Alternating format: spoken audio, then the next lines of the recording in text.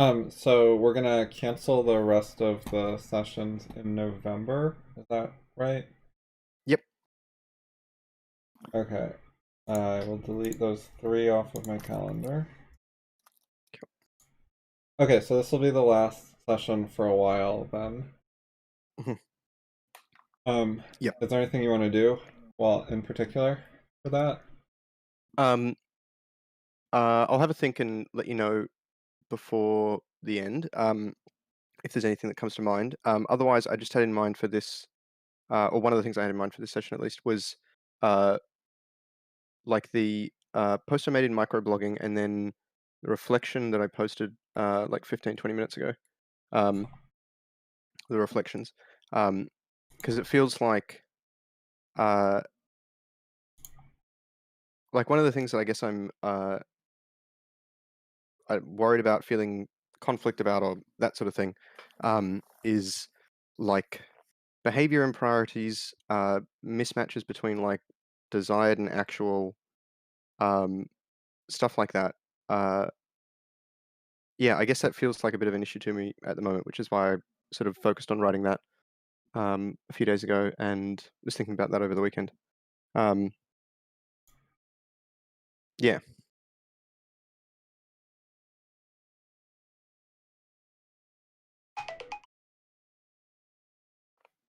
Just a second, checking. No worries.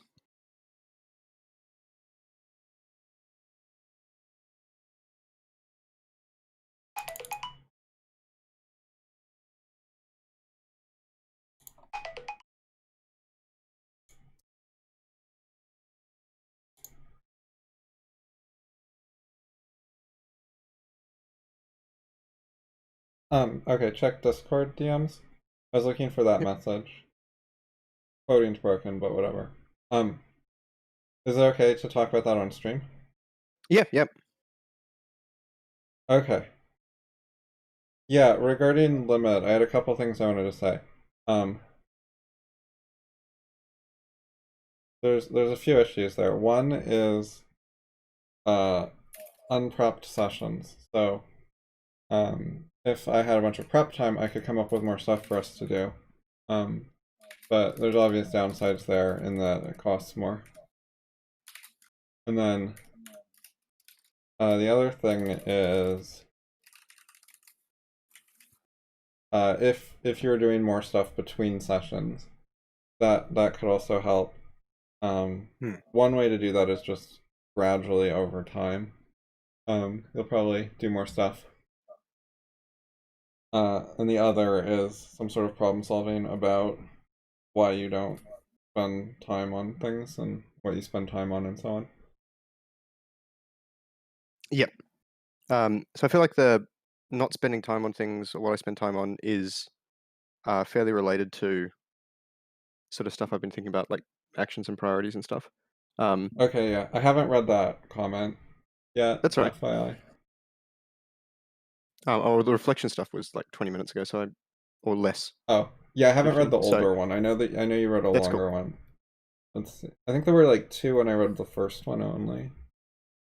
Um, there was one that I think I posted right after Oh yeah, I read the the dependent variable one quickly, but I haven't read. yeah. This is the one I think you're talking about. Yes. Yep.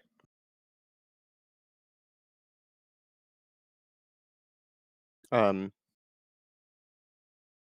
Yeah, so like there's other stuff we could talk about in tutoring, but um you maybe have enough things to work on already that adding more to the list has diminishing returns without having a lot of time to go through them yourself anyways. Does that sound right? yeah. My feeling on this, I think so there's a lot of stuff that well, yeah, there's a lot of topics we could talk about and a lot of it would be interesting. Um, I feel like working on stuff that's not a bottleneck for me at the moment is fairly limited. So, like an example would be like more yes no stuff. In that I was like when I was going through the material from your course, I found it really, really interesting to the point that it took me quite a while to go through because there's so much occurring at the like thoughts occurring at the same time.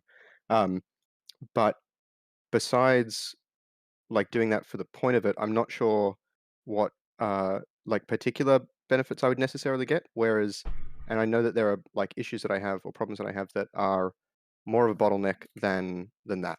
Um, so yeah, I feel like working on the bottleneck stuff is definitely the better way to to go in general.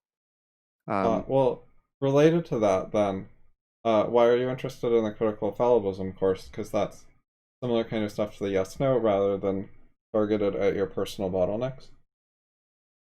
um, because it's so the fact it's like coming up and it's not just like it's not according to my schedule. Um, I think it will Right. be interesting, like useful for me in various things that will become more of a uh, like they're going to increase in precedence over the next few months as I get into some project stuff.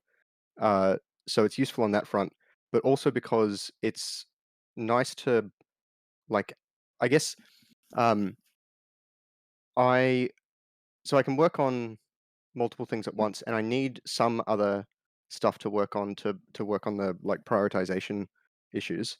Um, it's hard to only like if the only philosophy work that I'm doing is working on priorities, then uh, like that feels sort of hard because it's largely self-referential. Um, Yeah, yeah, I got what you mean. I see the issue. um, yeah. So uh, yeah, it's not to say that like yes no stuff wouldn't be solving a bottleneck type thing for me in the near future or whatever else. Like as I change the nature of like what I spend time on, like in terms of work wise or personal stuff, that'll change as well. Um, but I mean the priorities thing has been an issue of varying magnitude for some time now. Um, like yeah, like we talked a bit about it in I think it was July, August sort of thing. Um, so I guess with tutoring because it's more personal, it feels like focusing on that is maybe better. Um, yeah, I don't know. It's hard to think about bottleneck stuff sometimes because with like being a person, we're incredibly complex systems. Uh, there's lots of stuff going on, and there's lots of stuff that we can't ignore either. Like, yeah, we need to like maintain a living and maybe worry about family or maybe worry about pre-existing commitments while also doing a bunch of other stuff in life. So, yeah. So I'm not exactly sure how to think about it all, but Right. Okay.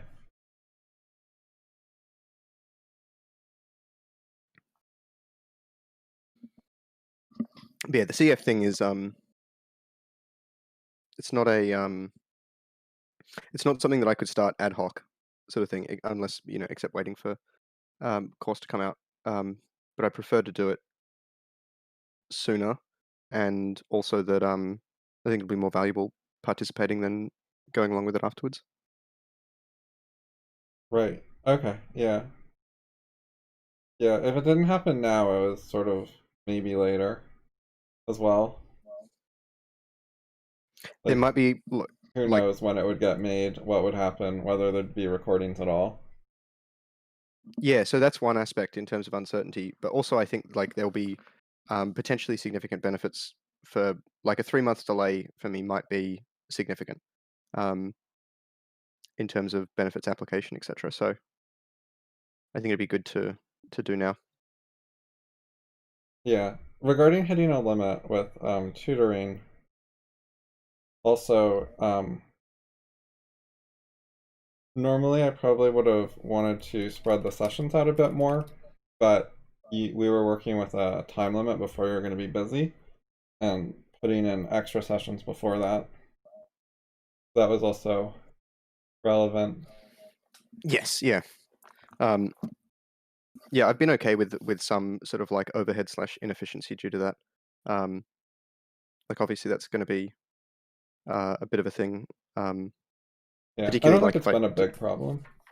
No, I agree.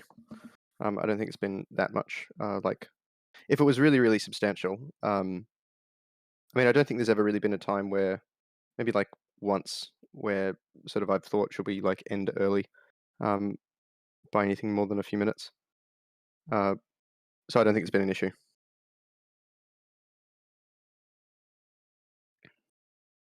But yeah, but Okay, so oh yeah, you sorry. wanna? Oh, you were gonna. I was just gonna move on to the your post, but if you have something to say, go ahead. I was just going to say, I feel like in terms of I've maybe considered the idea of whether there's like hitting a limit or something. Um, the only other time I could sort of think that that would have been an issue was early on. I think in the second week we tried 1 hour a day for 5 days, and that didn't seem to work as well. Um, Oh, was that that might worse have. for you? I think there were fewer opportunities for me to do stuff between sessions, like doing stuff um, spread out more consistently. I find more difficult than doing like a larger chunk less consistently. Like I could spend like twice a week do like 8 hours of philosophy stuff, for example, and that would give us plenty of stuff to talk about in the sessions, but only because we've got these like 2 sessions a week. If we had like 4 sessions a week, then I now have like, or might need to do like 4 separate instances between the sessions, or sorry, during the week, to like Right. fill it up as much. But yeah, anyway, that was it. Yeah, it's felt more spacious in terms of time when you drop down to 2 instead of 3 as well. Yep, I agree. It's been good to talk about some topics with more time.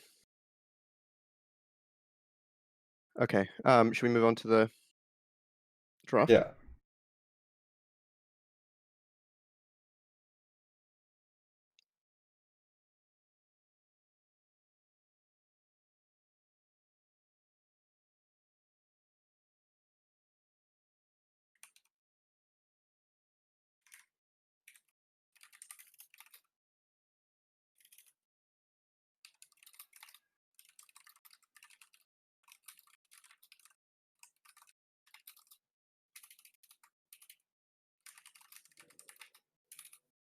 The audience stuff is a common issue. FI has kind of a mixed audience, like there's people in very different places in their life and their learning and stuff.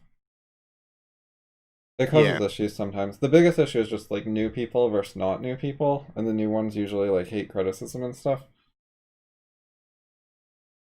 yeah. Um, even I mean this like Anne posted some feedback, and it was pretty obvious that she's got quite different life concerns to what I do Yeah. or like what I have in terms of like day-to-day stuff or what to focus on and etc. So I don't think it was necessarily like I don't think it was that bad here. Particularly because it's a draft and I sort of Yeah, and you mentioned it warned up top, people but as well. um, which actually the warning it occurs to me is like if people read it and was like, I don't think this would be an issue, that's useful feedback too. Um, Hmm. so yeah, being explicit about anything that one is worried about seems like a good idea.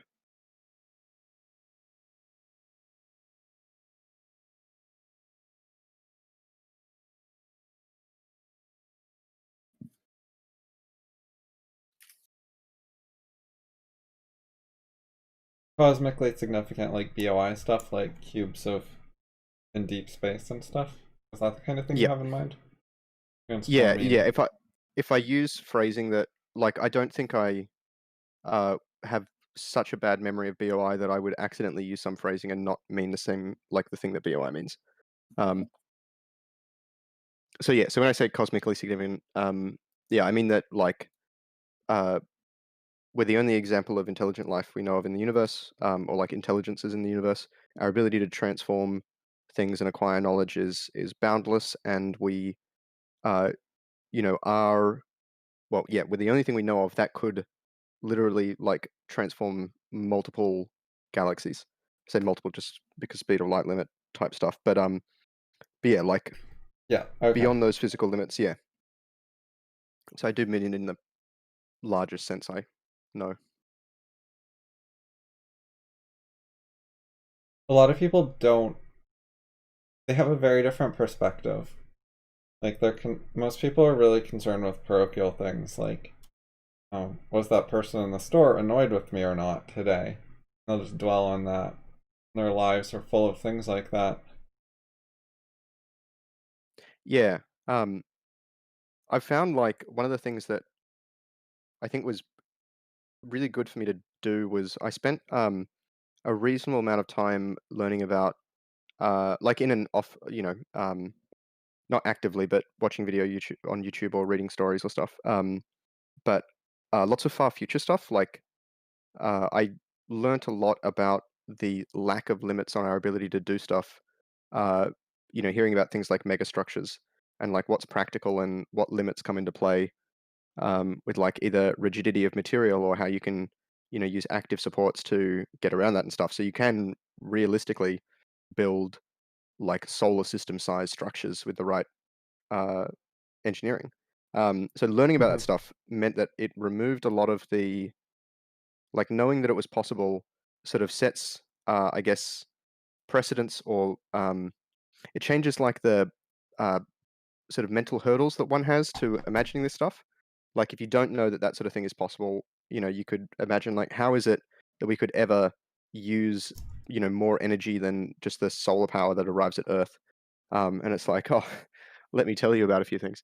Um, it gives a better sense of self in terms of scale of like, or both self and civilization relative to the scale of the universe. I think is basically what it does, and that it's a good thing to have in mind. But knowing about that stuff meant that it was very easy for me to follow along with that sort of notion from BOI. Okay, I'm gonna want book recommendations on that. That sounded interesting. I wrote it in tutoring, so we don't forget. Cool. Yep.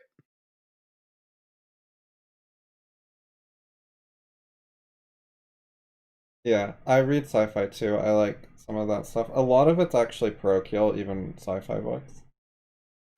I was so bit of an aside, but I was thinking about that today, this morning, I think, with regards to so sci-fi. One of the reasons I think sci-fi is really good is that you can take an idea and write a story just exploring that notion of the idea. Um, so a friend mentioned earlier today, I think it's Westworld season 3 has like an Uber for crime sort of situation. Like there's an app where Oh like a yeah, gig yeah. economy type thing. I saw it. I remember that. Um, now Westworld's got a lot of other stuff going on. That's fine, but sci-fi in general, like, um, can let us take, an idea like that and say, okay, what would like society like be like if we had this? If it was like new, if it was established, how would it play out? Like the dynamics, and that's sort of interesting. Uh, this relates. Then the next things that occurred to me were, um, the stuff we've talked about, like in terms of doing one new thing versus doing all new or like lots of new things, and how that affects error rate. And then also the difference between it sort of seems like sci-fi can be sometimes broken down into two categories, where you have like really foreign societies that have a lot of new stuff, and then stuff that's pretty similar today except they've changed like one thing. Um, I think that reminded me maybe of some of the stuff you've posted in your book recommendations thread, but I don't recall exact examples. Some of the sci-fi I like, I've noticed, is a bit old because it's from the time period when just going to the moon or going into space or setting up a Mars colony was like more exciting and more of a new idea. And I Is think it there's less of that written today, and a lot of stuff is because, like more fantastic.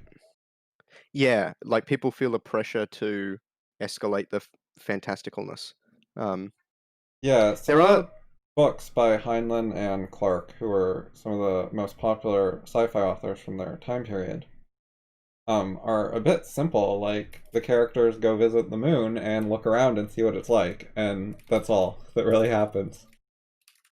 Like they don't always have an epic plot or anything. It's just the fact that it's in space and like they worry about things like gravity and floating and how do you get around in a space station and like you can get stuck in the middle like not touching a wall and what do you do about that and Yeah. Just little things like that. I think a lot of people are sort of over that, but I think they're nice.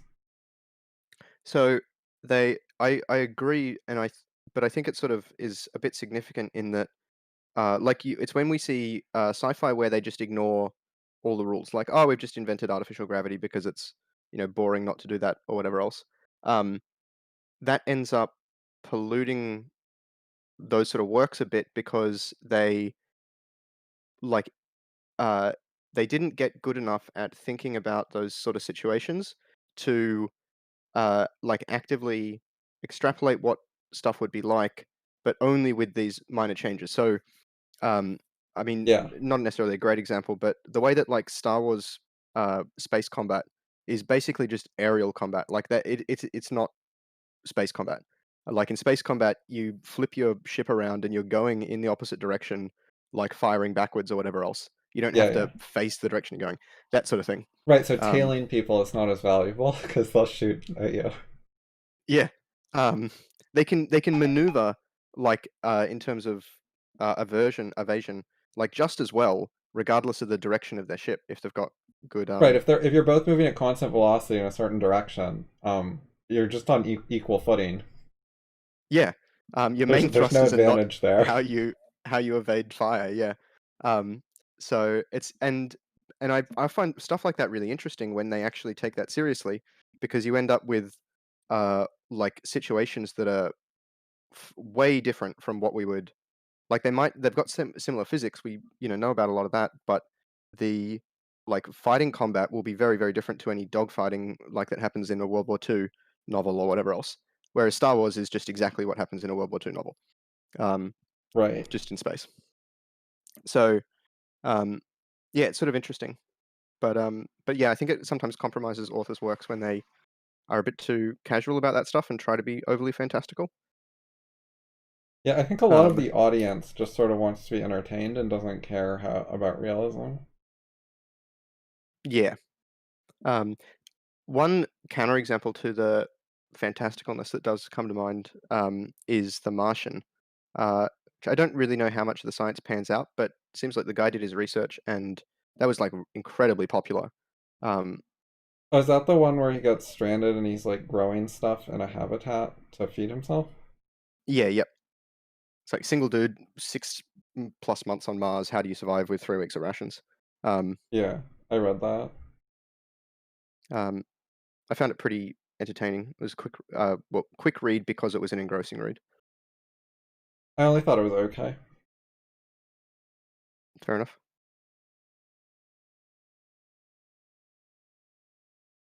A lot of the sci-fi audience overlaps with fantasy audience, and sometimes horror and other things that aren't really about realism or technology. Do you think that uh, that overlap sort of has bias towards different, like, because sci-fi is a really big sort of topic, in that there's like if you take trying to think of someone, but one of the like Alistair Reynolds, who writes from memory like really big tomes of super far future stuff, or um like that's more hard science fiction, I think. But like I'm not sure if the fantasy stuff overlaps as much with that, or uh like the more space opera type stuff.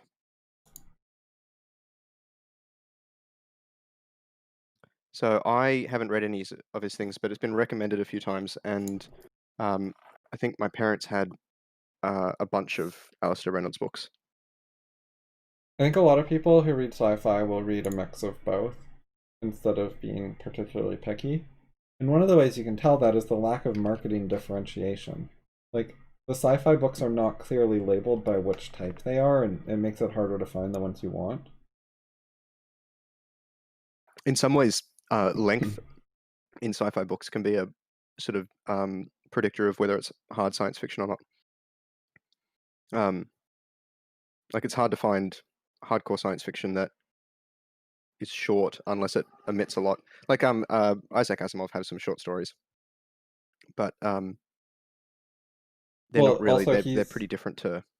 he's more of a unserious adventure person, isn't he? Sorry, you were breaking up just a bit then. Oh, I've got like one. Asimov is in Oh the no, there we unserious camp, in my understanding. go. Yeah, I haven't read much of his stuff. I read the Only some first of his one and short I thought it stories. was really, really bad, and so I didn't read anymore. As in like the first novel he wrote. The first Foundations book. Oh, okay, yeah. I haven't read the Foundations. Yeah, I think the short story that comes to mind. I can't remember what it was, but what it was called. But "Let There Be Light" is one of the final things, and it's about reversing entropy.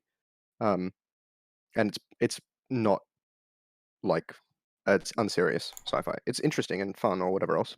Pretty short, Okay, but yeah. um, The length thing is interesting to me because there are a lot of epic fantasy books that are very long. mm, It's common to have very long fantasy stories. So, if there aren't like sci-fi epics that are equivalent, that would be surprising. I think there are. There's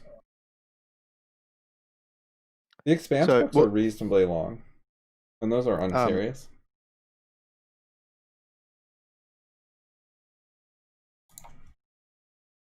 um, what? So when you say unserious, um, Like they're not about I think ideas; they're just entertainment and okay, yeah. oops, not novels. Yeah, okay. As in, there's.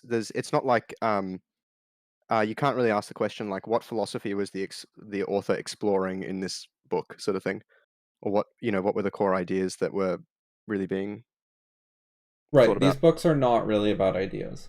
That's the distinction. So they're not epic fantasy length, but they're not short. So, I think I mentioned it um, a few weeks ago, but I wonder what sort of not easily able to categorize Book of the New Sun. Um,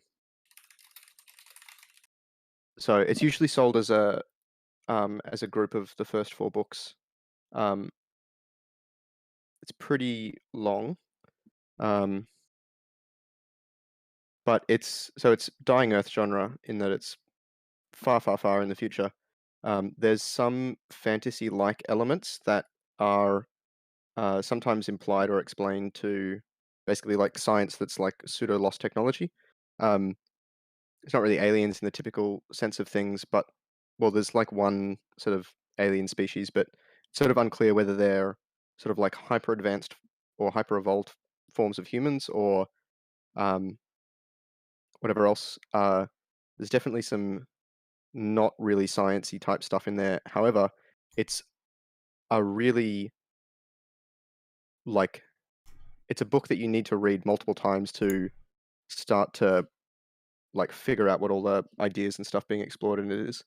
Um, it's odd.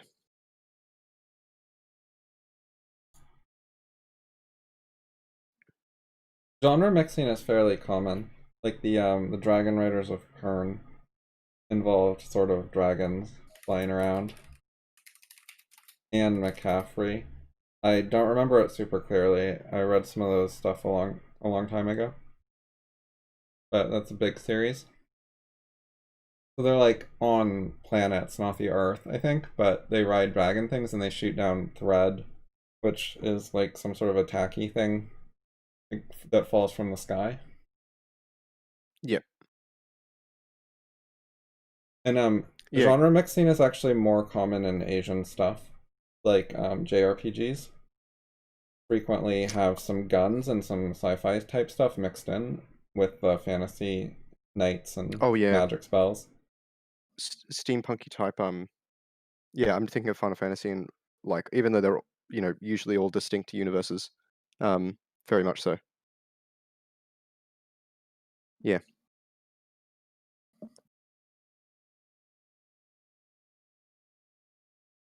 Cool. All right. Um,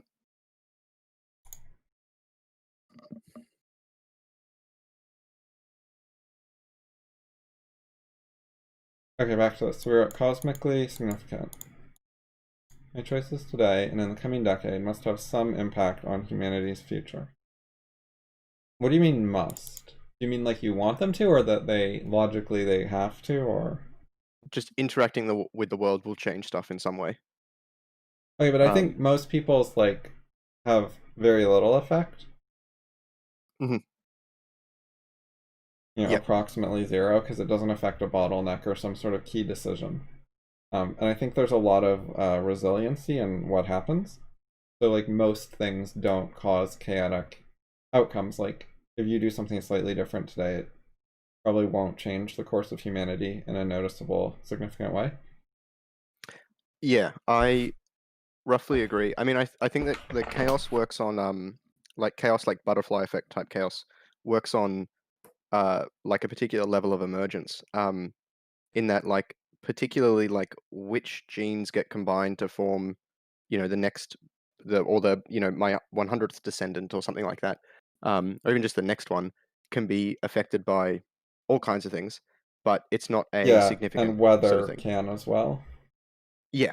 But Literally anything that. major like decisions of human societies are Yes. more robust to only be affected by certain limited things like what are the main ideas proposed for what to do next and what are the main criticisms that get popular and so on.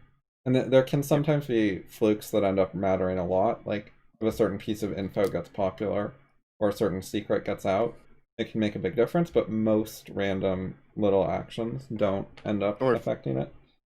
like a particular person like spots something that takes their fancy and repeats it.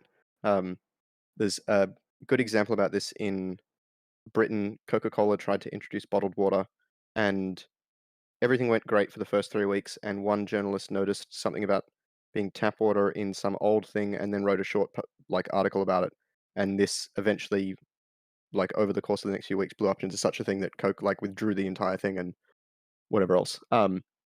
So there's like definitely like some brittleness and like randomness, but I think those are things that are things that we cannot predict and work Yeah, towards. We might be able to like reduce some variance, but that's basically like we're always going to have stuff due to luck. That's sort of fine, but it's yeah. not worth worrying about.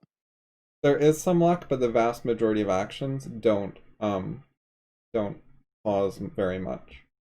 Like only Yeah, a few yeah, actions get lucky and have a big impact. yeah. So you're I unlikely s to accidentally have a significant impact on humanity's future. yeah,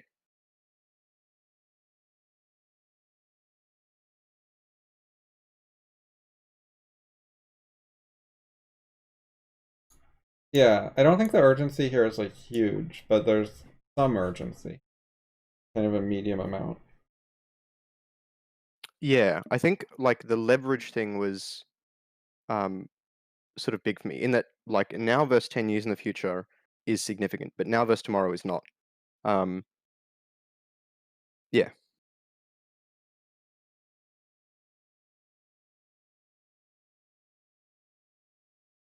I originally wrote like that last sentence or something about that, like the urgency thing stronger and like deliberately, yeah, This toned one? it back because, yeah, um,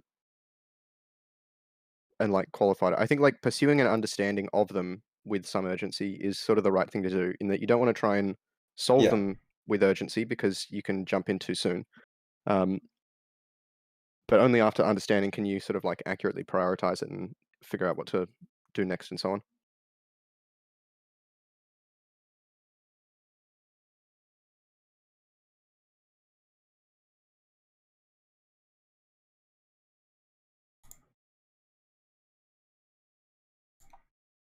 They certainly could. Like, if you could, for example, if you could popularize paths forward, I think that would make a significant difference. And that's Yep. the idea you That's have access to, um, and it's important. So, That's also just thinking about it. One of the like it's easy to think about, or it's easy for people and myself to fall into maybe a bit of a trap thinking that like to assist progress. I actually sort of write some stuff contrary to this in this, but to assist progress is, or like a human level effort involves like sort of something equivalent to like coming up with paths forward, as opposed to prioritizing it is a very different like thing to do and it's far more accessible. So people can um work on really important stuff without necessarily being equivalent to the like the thinker who came up with that stuff or whatever else.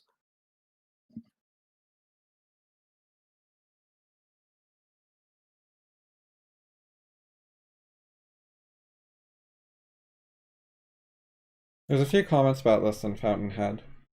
Like, it takes two to make every great career. The man who is great and the man, almost rarer, who is great enough to see greatness and say so.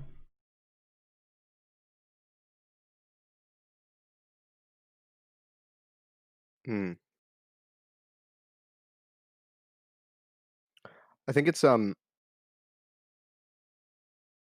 yeah, like greatness is a topic that I don't really know enough about, but it's something that I feel like is there's a lot of misconceptions about it.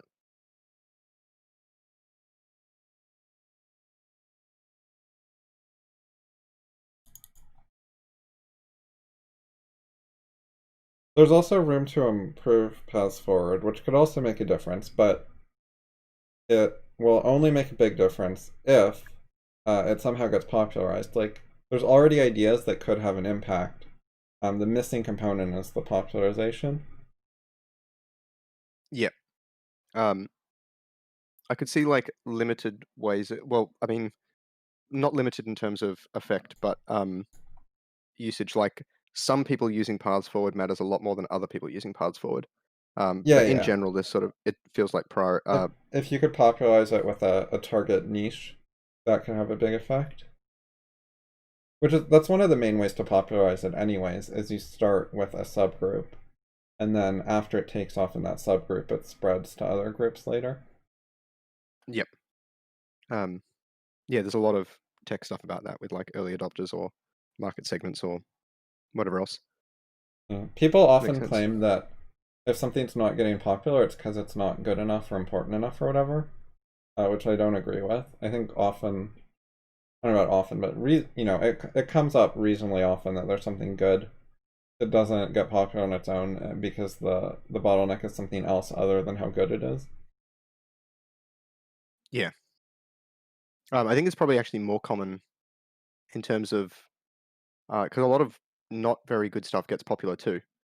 Maybe it's like good in a sort of parochial lens, um, like from that sort of projection, Yeah, uh, some is, but some isn't. It depends. seems like yeah, quality is not really uh, it's not always a decisive factor for whether things are popular or not. Yeah, even quality is judged by like mainstream judgment of quality is often not the decisive factor.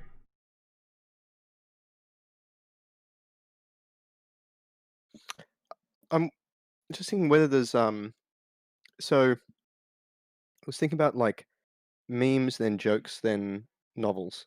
Uh, like the most popular jokes are not necessarily the best jokes.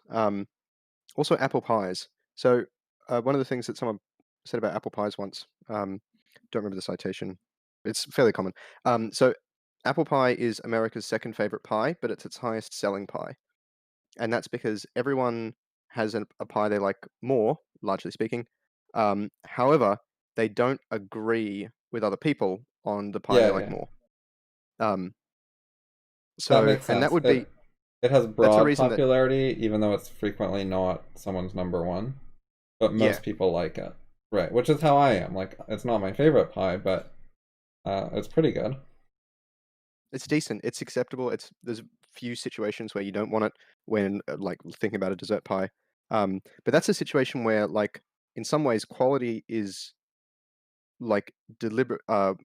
Quality is an interesting word to use, but it's uh like deliberately lower, or rather, what's popular is deliberately less than like the optimal. Um, and then I mean, I can imagine like a statistician or someone introducing like a metric of combining popularity plus uh like variance. Um, and that would then be like what was you know maximized or whatever.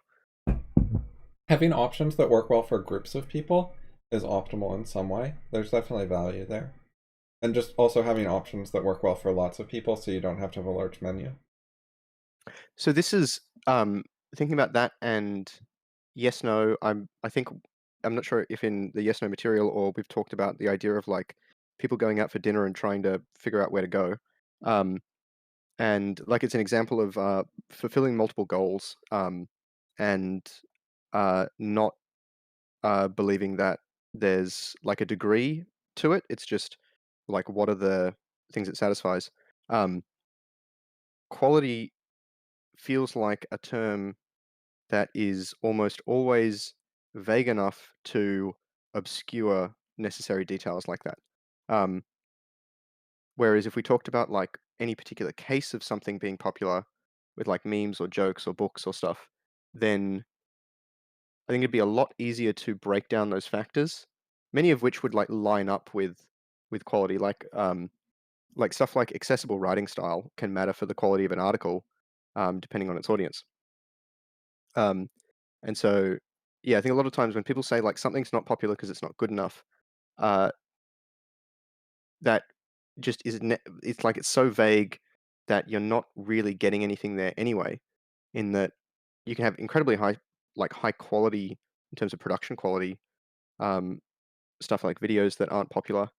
Uh, but that like the argument that it's not good enough sort of seems more obviously wrong in those sort of situations. Um, yeah, I think using stuff like yes no and like IGCs and things are a good way to break that down to avoid those problems, like making those sort of mistakes, like saying it's not good enough, and just leaving it at that.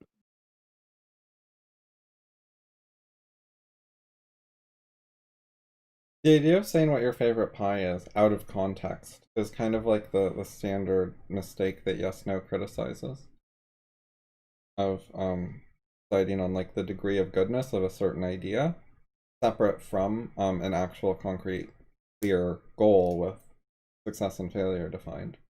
Like it's Mm. different to say what's my favorite pie versus what pie do I want to eat today, in this particular situation where they have different With no prices company. and different availability and so on. Yeah. Um, no, that's it. It's one of these things where like uh, for whatever reason, like the idea of IGCs were like made a lot of sense to me very quickly. Um, I've spoken to a few people about it since, and it's not necessarily obvious for people. Even like, people I regard as like intelligent and educated. Oh, I have a Um, question then. So mhm. which part did they not get? Because my main concern is people would be like, that doesn't seem wrong, but I don't see the value or the point of it. Whereas if they actually like can't even figure out what it means, that would be a little surprising to me. No, I think they definitely had at least one interpretation of what it meant, um, near instantly. Unfortunately, the conversation was in word like vocal and uh we didn't end up spending enough time on it for me to figure that out, um, or to figure out if I if they actually read the post, for example, whether they'd uh get it or not, or whether they'd understand it better. I mean, it was basically like 30 seconds of voice conversation on the topic. So Okay, yeah. which can probably just be attributed to the like I'm used to your terminology and sort of the broader sort of terminology. Um, so it makes a Yeah. lot more sense I for mean, yeah. the main point of IGCs is to facilitate talking about yes, no, because yes, no needs to emphasize clear goals and the possibility of considering multiple goals instead of one vague goal, like I want a good house, you consider many different clear goals, like a particular criteria you could use for a house, and then you can evaluate whether each idea succeeds or fails at each specific goal rather than the one vague general goal. And that's how you get binary answers rather than fudge everything together into an overall score. Yeah, I think it might have a lot more applicability than just that though, as in um, it has reach enough to be useful for people outside of yes no who still believe in like arguments of degree and things like that. Uh, I mean, one of the reasons I think that is the convergence that sort of happened when I was thinking years ago about like how you might codify a process of doing legislation, like Hmm. writing legislation, and figuring out whether past legislation worked or not. particularly when you have a much higher variance of who's participating in that process. So you can't rely on, politicians sticking around for 10 years and having the same people to, talk to about it or whatever else. Um, the caveat there is whether that legislation would be voted on or I only considered it in a yes no context, similar to legislation today, which like either passes or fails. Um, but it was meant to, like, I was thinking about it without knowing about yes no at that point. So yeah, but I think there might be a fair amount of reach to the idea of IGCs anyway. Um, Oh, yeah, so what I meant was it's a it's a useful, important step that makes it easier to present yes no. You mm, need mm. either IGCs or something reasonably similar in order to think about yes no. Yeah, like it's intermediate knowledge I on. I was just sort Im- of like formalizing a bit what I was already doing. Like I already talked about does this idea solve this particular problem in this particular context, and you can evaluate a bunch of those, and I already had decision charts in yes no. Um it's really talking about some of the same stuff I already was. But yes, you can use it even if you still believe in degree arguments. You can still get, I think, two main purposes out of it, other than just more rigorousness or formality, or being a little less vague. But specifically, it can, one, help remind people about context, which is, it's not like a major insight that context matters and you have to take into account and so on, but it's a thing people screw up a lot, so this can help. Yep. And the other one is, even if you're doing degree arguments, you could use the multiple goals, and I think that could still help people a lot to have multiple clearer goals. It seems so obviously there are reasons not for doing this or for not doing this, but it seems actually pretty trivial to have like multiple goals and do degree arguments or probabilities or percentages or stuff like that um, to fit in there. Which I think, when probably done at an extreme, is probably just a confidence level type thing as opposed to much more. But yeah, but it doesn't seem like much of a stretch to just use percentages instead of 1 0 all over the place. It's just not as rigorous or principled or clean.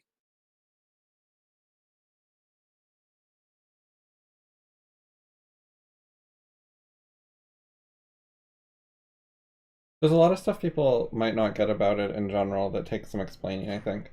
One is the equation of ideas with solutions and goals with problems. Which is not just terminology, like there's some conceptual stuff there, which is, if you're a CR person, it might seem more natural to you, especially a DD type CR person. But it's not really standard. Mm. But like to me, those are practically interchangeable, like idea, goal, or solution problem.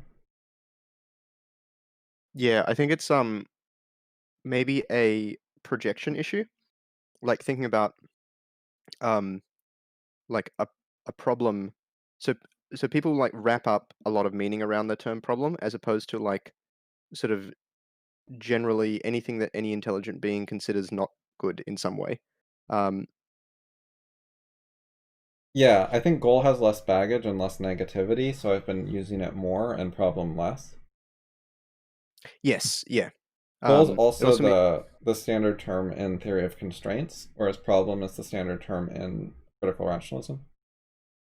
um, problem as well. I think like people, it's easier to look at the idea of a problem outside of any context, as opposed to, and particularly in science.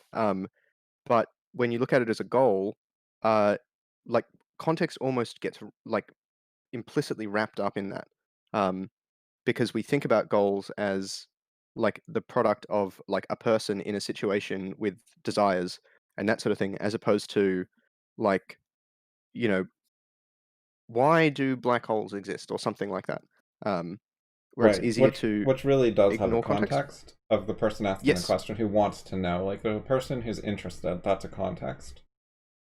Yep. Um, But yeah, yeah. there's more often a minimal context, which is easier for people to not realize is there. Yes. Yep. And that's, I think, a thing that catches people up. I mean, it's relevant though, because occasionally people come up with ideas that are, or like, including measurements and theories and things like that, that are actually just a product of something contextual, and there wasn't actually anything really going on in the real world about that at all. It was like their perception of something, or what to do with like their theory of measurement for it that created an artifact or stuff like that. Oh Um, yeah, for sure. so yeah, it's worth being aware of.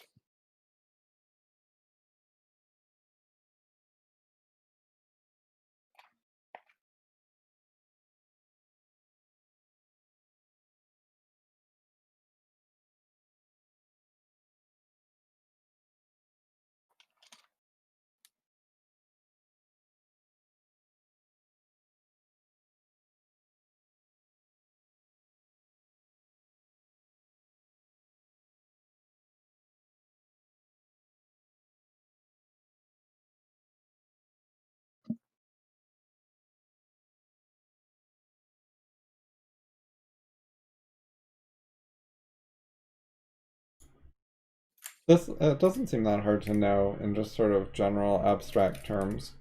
Like, if you imagine high-tech aliens showing up and like handing us a bunch of advanced science, it would make a huge difference. Well, if you have good enough ideas and then hand them to people, it's kind of the same thing. Yeah. So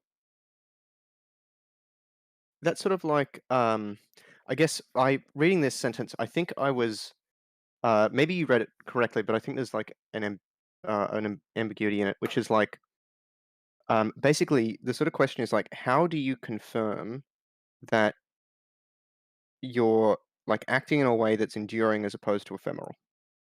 And Okay. you obviously Yeah, can't do it with. I put emphasis on this could right here, which means how do we know that in theory our choices could? Like, it is physically Yes, possible. yeah. Um, But okay, you mean more how do you know what will actually accomplish that kind of thing? That's trickier. so yeah, maybe adding like that they do as the end is like, if one's choices can matter that much, how do we know that they do matter that much? Um, yeah, that's what I was sort of trying to get at, I think, with this.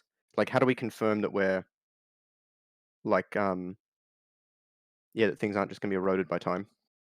Which I mean, I guess it's hard to talk about this because, like in some respects, everything gets eroded by time. There's sort of like, um, yeah, how do we confirm that we're acting in a a good way, in like a big sense of the word, as opposed to just acting in a way that we think is good?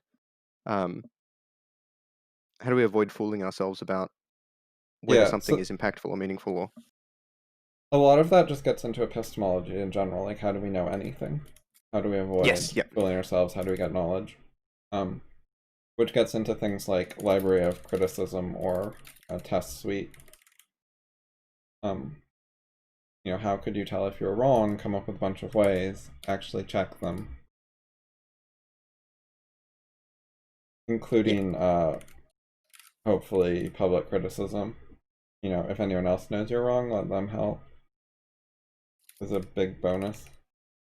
yep, If you want to do something that matters to humanity, then you have to check if humanity already knows what humanity knows, not just your own, what you can come up with.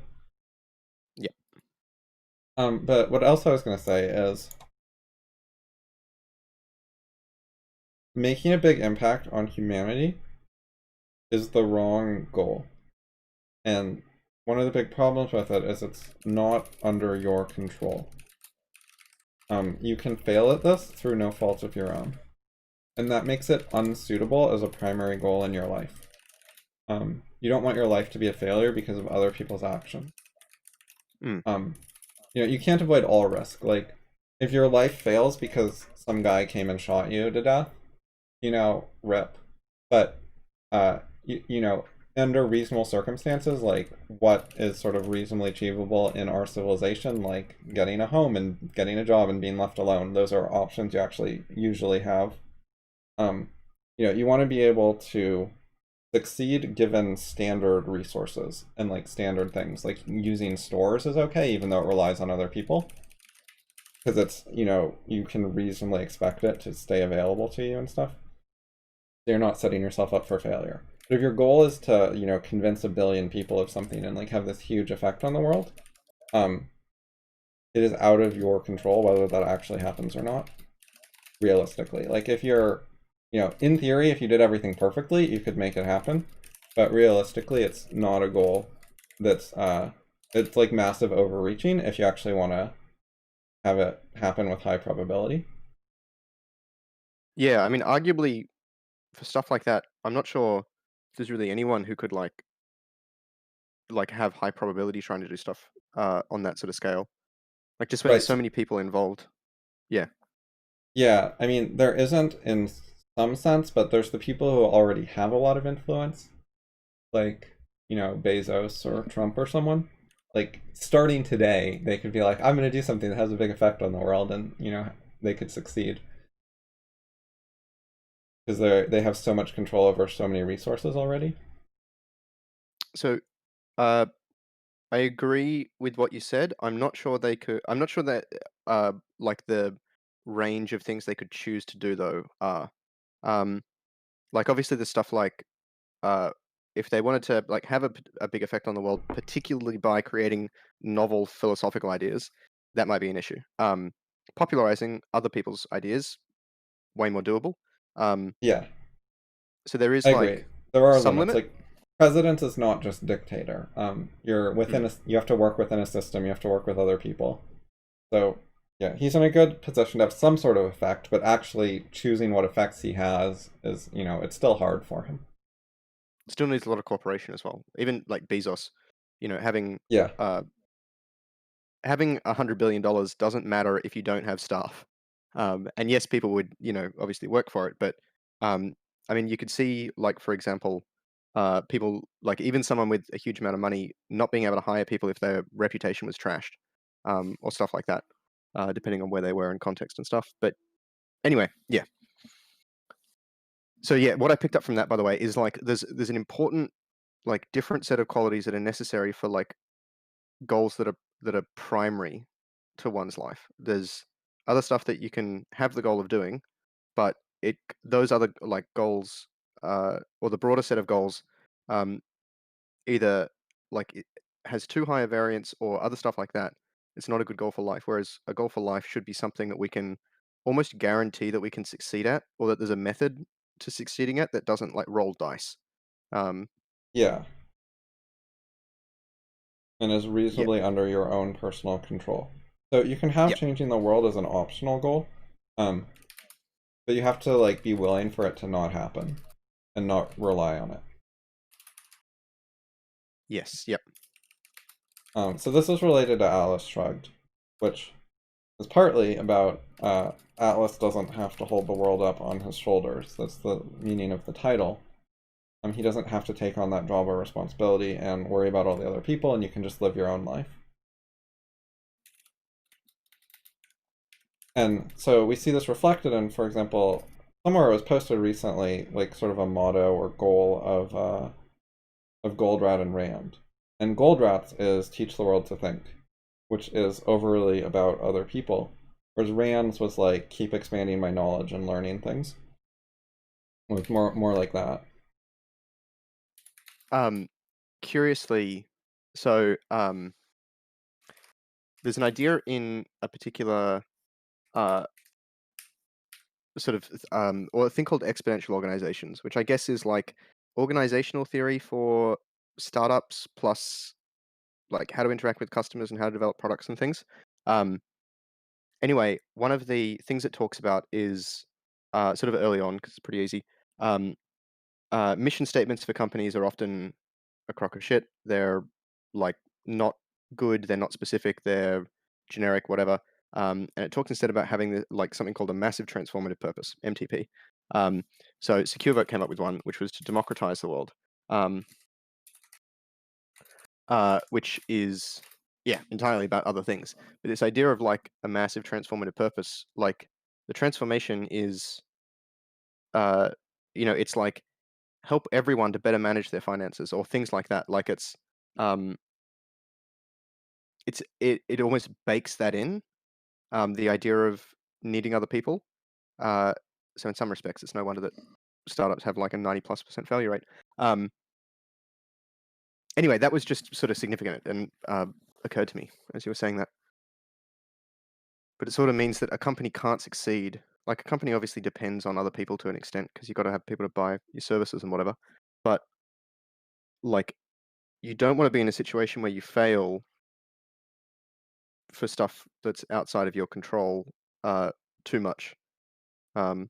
If there were other ways to not fail at that. I think Rourke's goal was a little borderline because he had no way to. He wanted to make buildings and like make things. Usually works as a good goal, but he wanted to make expensive things. And he had no way to fund it himself, so he needed clients, which was risky, and he ended up in a quarry temporarily. And I think depending on someone's attitude, a goal like that could be bad. Like, but I think Rourke was sort of he wanted to make a try for it, and he was willing for to wait and potentially not get clients and so on. So I think it was. I think he had a reasonable attitude about it. I wonder if this sort of stuff becomes more common as humanity gets more advanced. Like, so the number of like occupations that you could have, say, 200 years ago, where you could do something on a big scale, was not many by comparison to now. There's lots and lots and lots of people who do stuff on, the scale of skyscrapers or bridges or stuff like that that are large. Um, conceptual stuff included too, like just needing a lot of funding to do like AI research or stuff. Um, Yeah, like world GDP is up. We have more mechanization and industrialness and stuff. So that helps. And then on the other hand, computers and tech are, and to some extent, some of science are cheap. They don't actually cost a lot of resources relative to our current wealth levels. hmm. I guess that's sort of a thing that comes along with it. It's like uh, it gets more okay to have goals like that as people's wealth in general increases because the achievability of the goal is relative to like wealth in the sort of like abstract ability to change the world way, um, to like transform matter. And the more that we can do that, then the safer it is to have goals like this because the more accessible these goals become. Oh Um, yeah, and in a few thousand years, building skyscrapers might just be a hobby. yeah, that will be something that one person could potentially do. Me You're and my terraforming. robots are gonna build a skyscraper in my backyard. Yeah, my first skyscraper. Yeah, it's not for children under 3 years. Cool. Um, Yeah, I cool. think it's important to think about what's under your control and you have to have some goals that are under your control and to think of them in some sense as more primary and because the other ones might not happen. And you can Yes. have Yep. like make a try for it as a goal and that's like under your control even if it fails in some sense. Like you still succeeded at trying. But it's good to have some projects. Some of your stuff should be not make a try for it, but actually do it. And some of it can be make a try for it.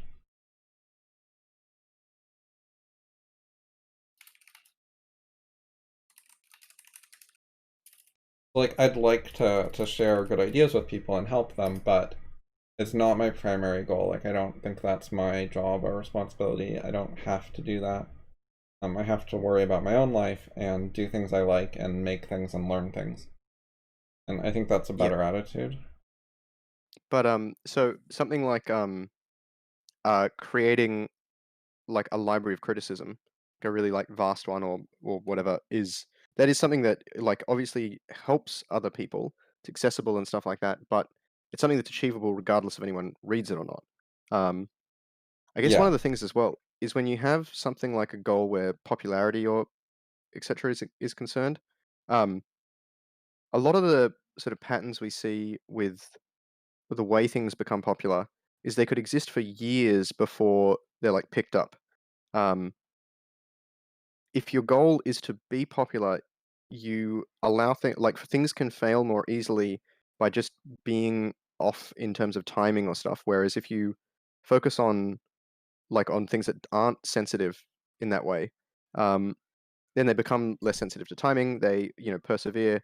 for other reasons, and can actually get to a stage where they might become, yeah. So popularity is somewhat predictable, but it's you have limited control over what you make popular. Like if you're willing to pander and just be whatever the public wants, you get more reliable popularity at the cost of having like no influence. You don't actually get to make any decisions, which is somewhat of the problem Gail Wynand had. Mm, Popularity without power. He couldn't actually tell the public what to think. He could just tell them what they already thought and echo it back to them. yeah.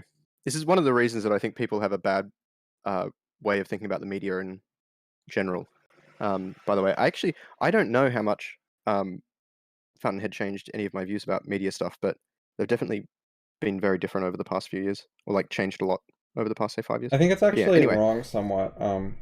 If you look at what the situation with the media is now, and I think has been for a long time, it's there's somewhat of a monopoly of or cartel where like all the media elites are sort of friends who come from the same social circles like Harvard and talk with each other and social network.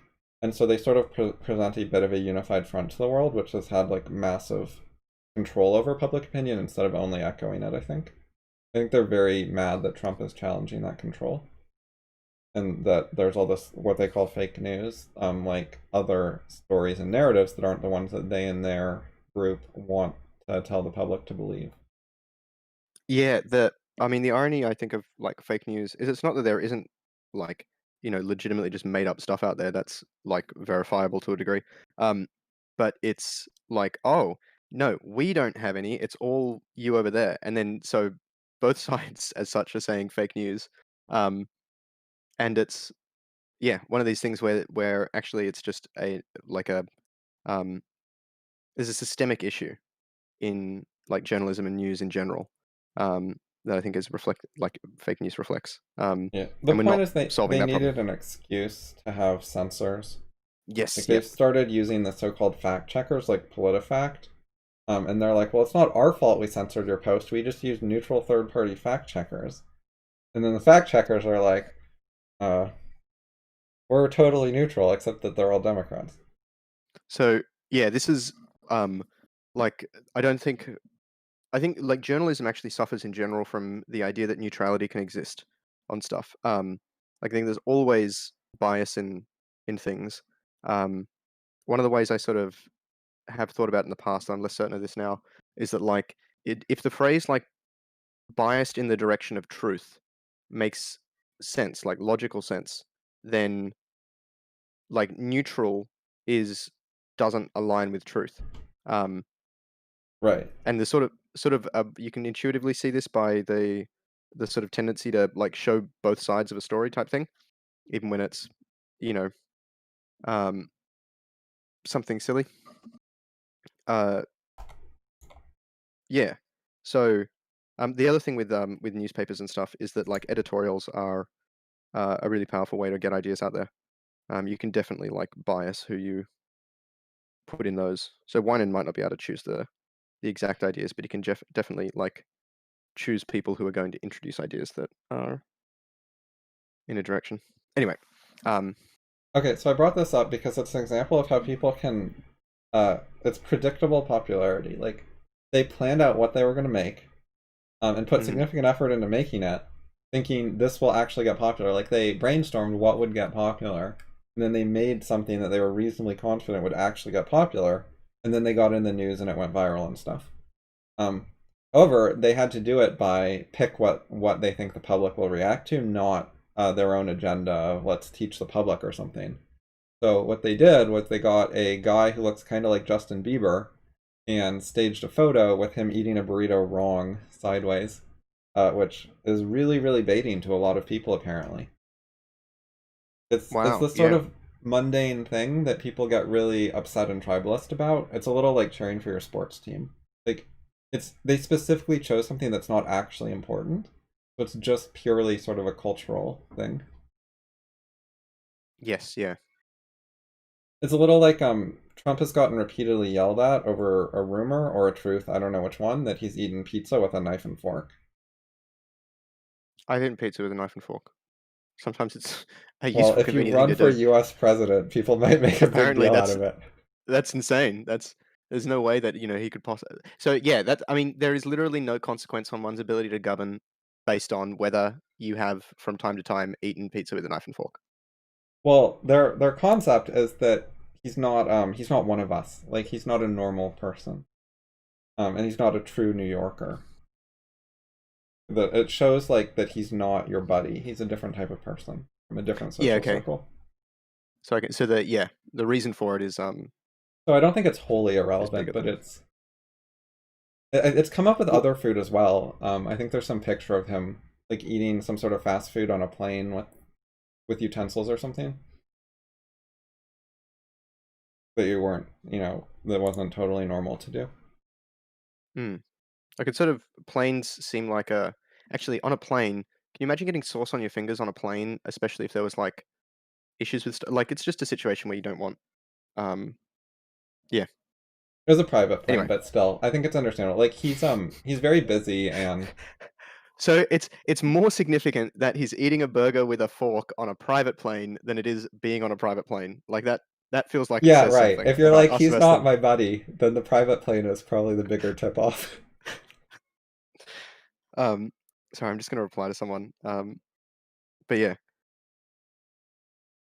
So yeah, there are things that predictably trigger people and get a lot of attention, like semi-predictably. It's never a guarantee, but some people hmm, know what they're doing to sort of get a lot of attention.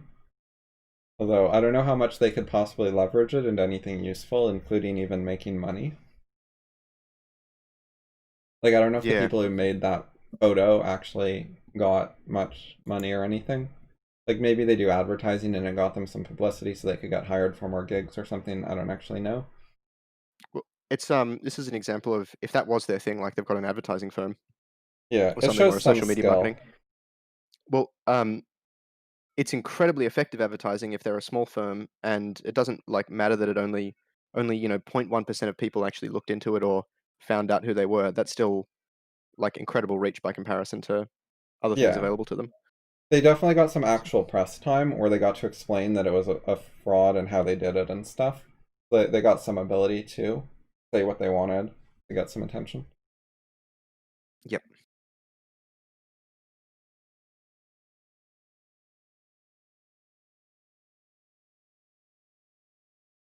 Yeah, unfortunately, I don't think it'll help if I type a philosophy essay with my middle fingers only or something, even if it gets attention. Okay. Yeah. Yeah. It is. God, so many people type on their phone and they're used to only typing with 2 digits anyways. Like, I That's don't know true. how many people even understand how bad that is and like what touch typing is supposed to be. I've because of constraints, I once like pseudo live blogged a meeting on my phone to a Facebook group of like 100 people or so. Um, anyway, that was very, very difficult and tiresome. I don't know how many words I wrote, but yeah, no, it's you can't write anything of length. It's incredibly cumbersome. It's a matter of practice. Some people get better at it than we are. Yeah, Not I don't know how keyboard fast I level, would have been, but but I think there's people who are much better phone typists than me and can do it a lot longer and faster. yeah, I find the swiping thing sometimes like very good as well for that. Anyway, um, I realize so I wouldn't mind getting to some of the reflection stuff as well because I Is that just down a have bit? yeah, it's at the bottom of the thing. But I've changed my mind on some of the stuff about like in like in a broader sense. I don't know about content wise, but um, like intent or like one of the things that I don't think it's a spoiler, but as such, like the title "Why I Live" is I mean I think I say it's yeah dishonest at or it's dishonest at worst and inaccurate at best type thing. Um, and that this is like far more about like aspiration than reality. Um, Right, okay. So yeah, Atlas Shrugged is relevant, but quite a long read. hmm. I am intending to read it in the near future. It might be a good like Christmas book type thing.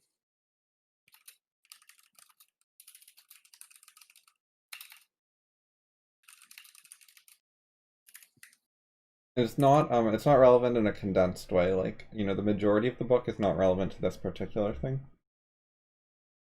Yeah, okay.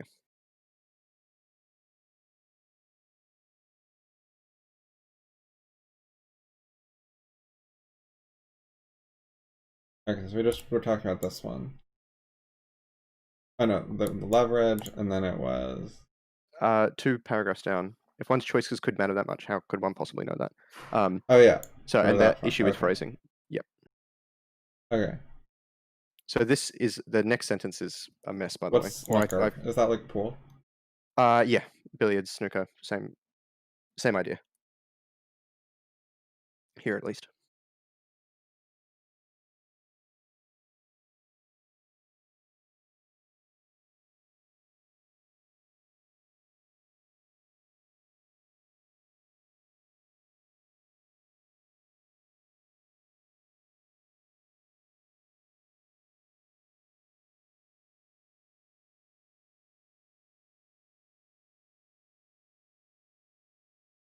Yeah, a lot of people like think they have a big idea, and it never amounts to anything, and they think it should have, and they're better, and blah blah blah, and most of them are wrong, and their idea wasn't very good, and they don't know how to tell stuff.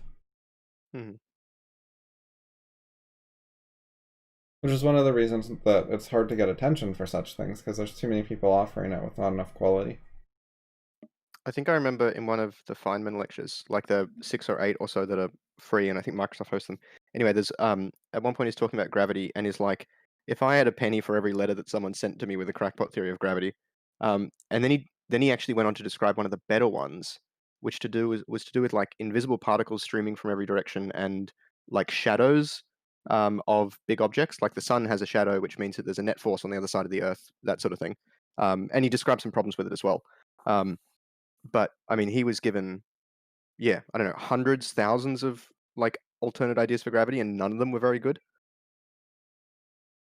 Yeah, he said though, he mentioned this in a lecture somewhere that I saw recently, where he said he got all these letters, and there were so many, and most of them were terrible, so he didn't respond to them all. But he did read them all to check if they actually did have a good idea. I think most people won't do that. They Yes, hand yeah. them off to their secretary, who can't actually check if they're good. Like the secretary wouldn't be able to So, recognize the good one. um, yeah, it's sort of funny in that that alternate situation is probably a situation where more people get replies than reads, which is, yeah, not a great order of operations or like great situation.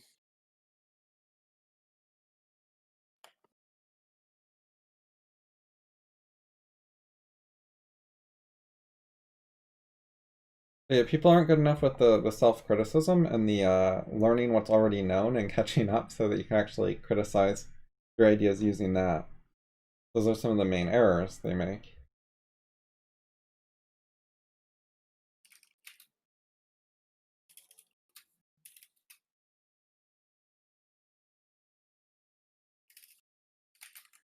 I find that that stuff is usually pretty easy to reveal if someone will have a conversation, just with asking them some questions about what have you done to know you're right and to check that you're right and to try to get it out there and to seek criticism and investigate ways you could be wrong and to address every uh, reasonably well-known rival theory and so on. And when you find out they have no answers to any of this and haven't even read many books, um, they see for themselves that it's a little embarrassing, and they're really glad Yes. they hedged when they made a claim about how great their ideas were, because people usually hedge that stuff as well just in case. Um, that might be a major reason people have issues with FIs. They feel embarrassment when, like, it takes a bit to get over that. I know I've actively worked at that for like I think like before adulthood. Um, like being more okay with not knowing stuff and whatever, or being wrong about stuff, or yeah. I feel like we feel embarrassment and shame for a lot of reasons that are not good. They're not reasons we should let ourselves feel those things for. And it usually takes like effort and like conscious effort to try and figure out how to get around that, get rid of those feelings. That one doesn't really resonate with me, which is part of why I was able to talk with DD a lot. Whereas other people get stuck or won't do it or whatever. Hmm. I think it's partly chess related, because I grew up with, you make wrong chess moves and you try to do better next time. It's expected that a lot of your moves were wrong. My experience was there's a decent culture of criticism of chess moves and analyzing what would have been better and why. And not expecting to always be right, especially as a kid. Yes, yep. But even if you're not a kid, like, pretty much everyone knows I'm not a grandmaster. There are people who are a lot better at chess, and even those people make mistakes. Hmm. Which is how games get lost. Like, most people think chess is probably a draw with perfect play. So if you ever lose a game, you made a mistake. I think that only really applies to situations we can't like as in the complexity is too high for even a simulated perfect game, right? Oh, yeah, I mean, it seems too hard to brute force. I don't know the actual numbers on it. But people have good reason to think it's probably a draw because there's basically a large defender's advantage. And a lot of pawn down endgames even are drawn, let alone not down material. Yeah, there's a lot of ways to draw as well. And like Yeah. rook endgames have a reputation for being drawish, and they're pretty common. So Yep. yeah, you need to generate a significant advantage to win chess games, which is larger than what people think white's starting advantage is. Yep. And because there's a reasonable the way I'm sort of thinking about it is like if an equilibrium is like a bridge and you get like unstable equilibriums that are like a point, like moving the balance of power in a chess game significantly enough to win, like it's a wide bridge. Very Yes. few moves decisively win or lose the game, and you've got to be in a bad position.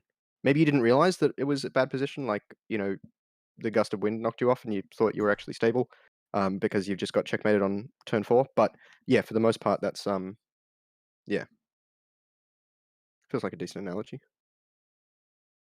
Yeah. It's partly because your pieces start far apart. So it takes a significant amount of time to send your pieces to over the other side of the board. You can't just send them all at once. So Mm. yeah, that causes sort of you each have an advantage on your side of the board where your stuff is closer to you. There's high risk in moving quickly as well because it means you're moving a powerful piece without protection, and your protective pieces are slow. Often, obviously, there's edge cases, but yeah, or protection is context dependent.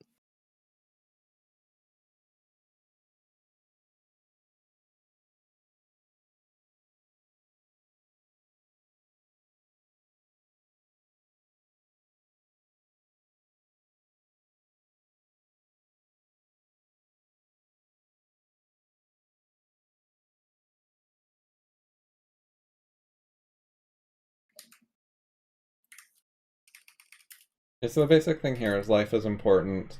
You can think of your life as potentially important and try to do something worthwhile. That's the general theme. Yep, and also that particularly that like you need to make a choice to do that. Like Try to do it on purpose as opposed to just sort of go through life yes, doing yeah, whatever is in front of you. If you just go with the flow and do socially standard activities, you're not going to have much impact. yeah, You have to seek out some different things, like some good ideas or some less standard activities that not everyone else is doing. yep, yeah.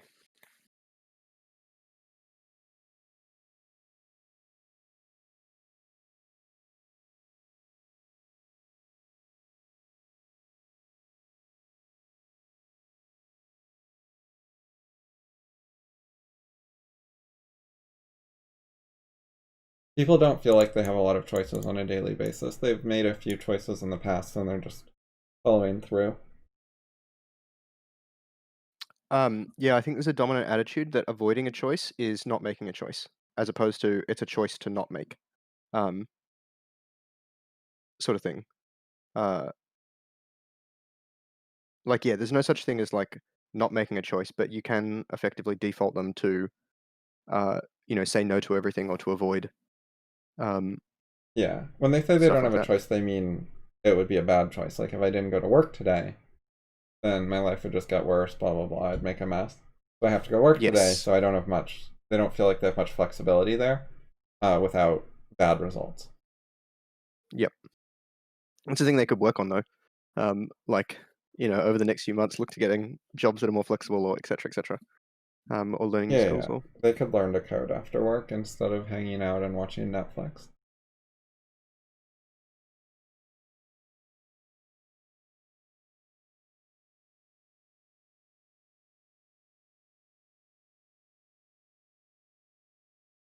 Yeah, so with this, you need to like the journey.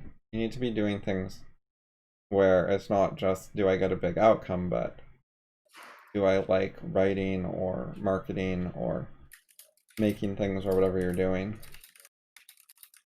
mm,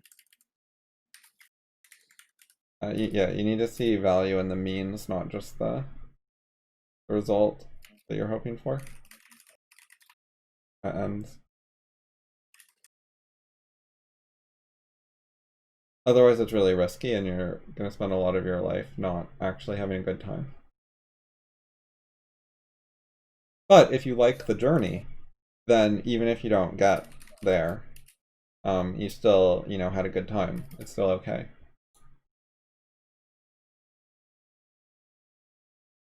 yeah.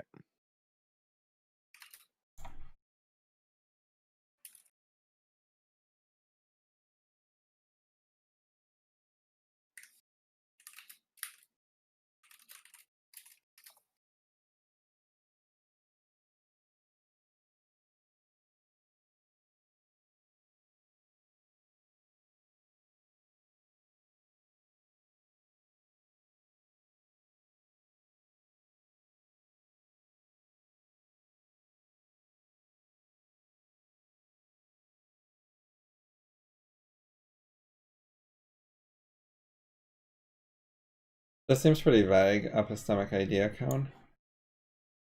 Yeah, I mean, like a light cone, it's not very specific, but I didn't have a better idea to represent it at this time. Like, yeah, I don't know how to translate the light cone idea to epistemology and get a clear concept. It's sort of like causality for ideas. I mean, that's what causality is like the thing underneath the light cone that I'm sort of trying to get at. Um, like events outside the light cone cannot be related causally. But what does it really mean in terms of light cone? There's a progression through time. Is that what I'm trying to get to here? I don't. It's not recent enough in my mind to know, but it's definitely an issue.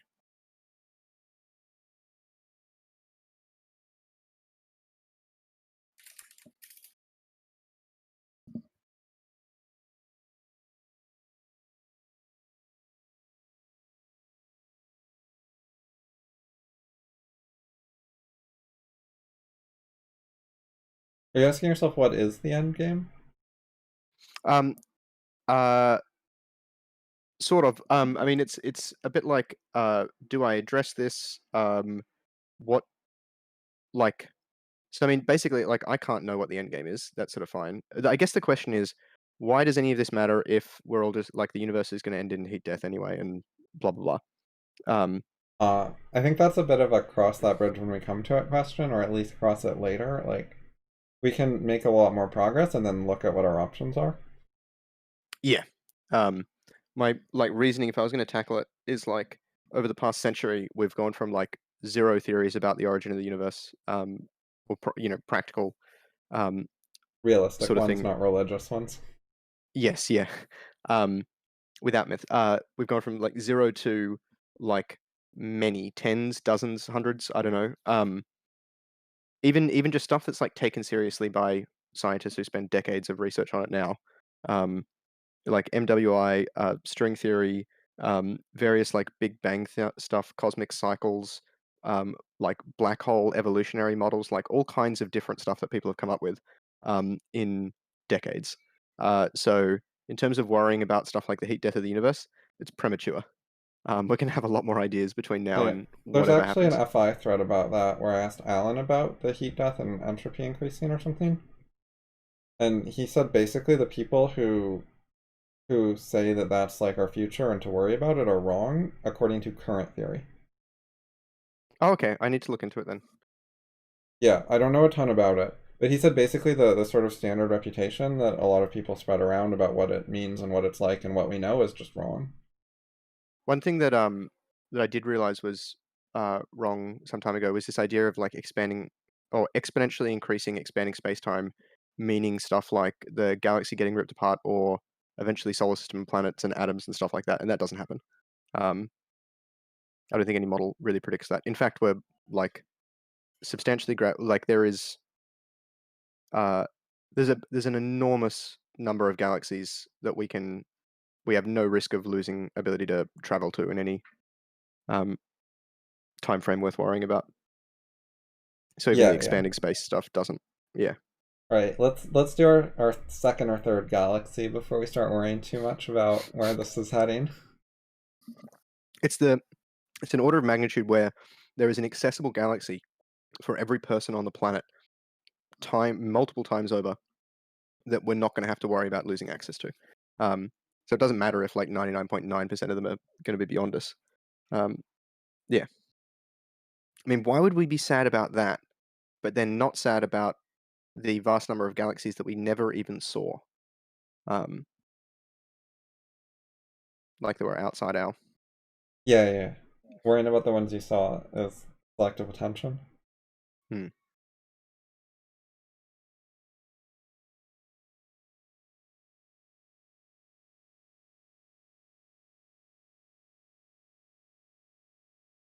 Yeah. Endgame is we have plenty of room to grow. Should be fine, probably. Even if it's not, we'll have had like a few billion years to do stuff, so might as well make the most of it. Yeah,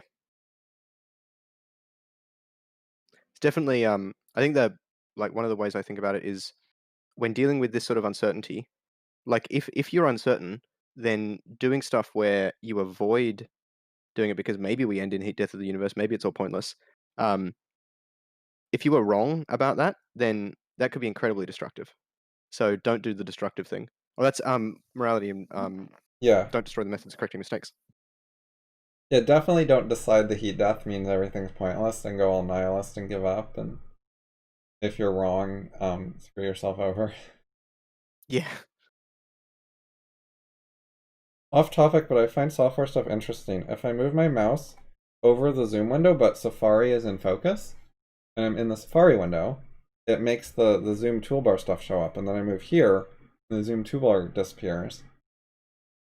And then I move Oh, I see here, what you mean. and Yeah. it turns on, and then I'm here, and it's off. So that's weird. Uh, it might be because it's probably using some kind of rendering engine because it's showing video, as opposed to like the macOS UI stuff. And it's probably like it's obviously active and running in the background. Probably just reading mouse cursors, uh, the mouse cursor position, and not worrying about whether Yeah, it's the active window or not. yeah, that's a Um, little sketchy, but not a huge deal. yeah, it's really easy to start making mistakes like that when you're dealing with lower level UI stuff because there's so much baked into user interface stuff that we don't realize. Also, it adds like it's very low cost in terms of not having that feature of contextually showing up or not.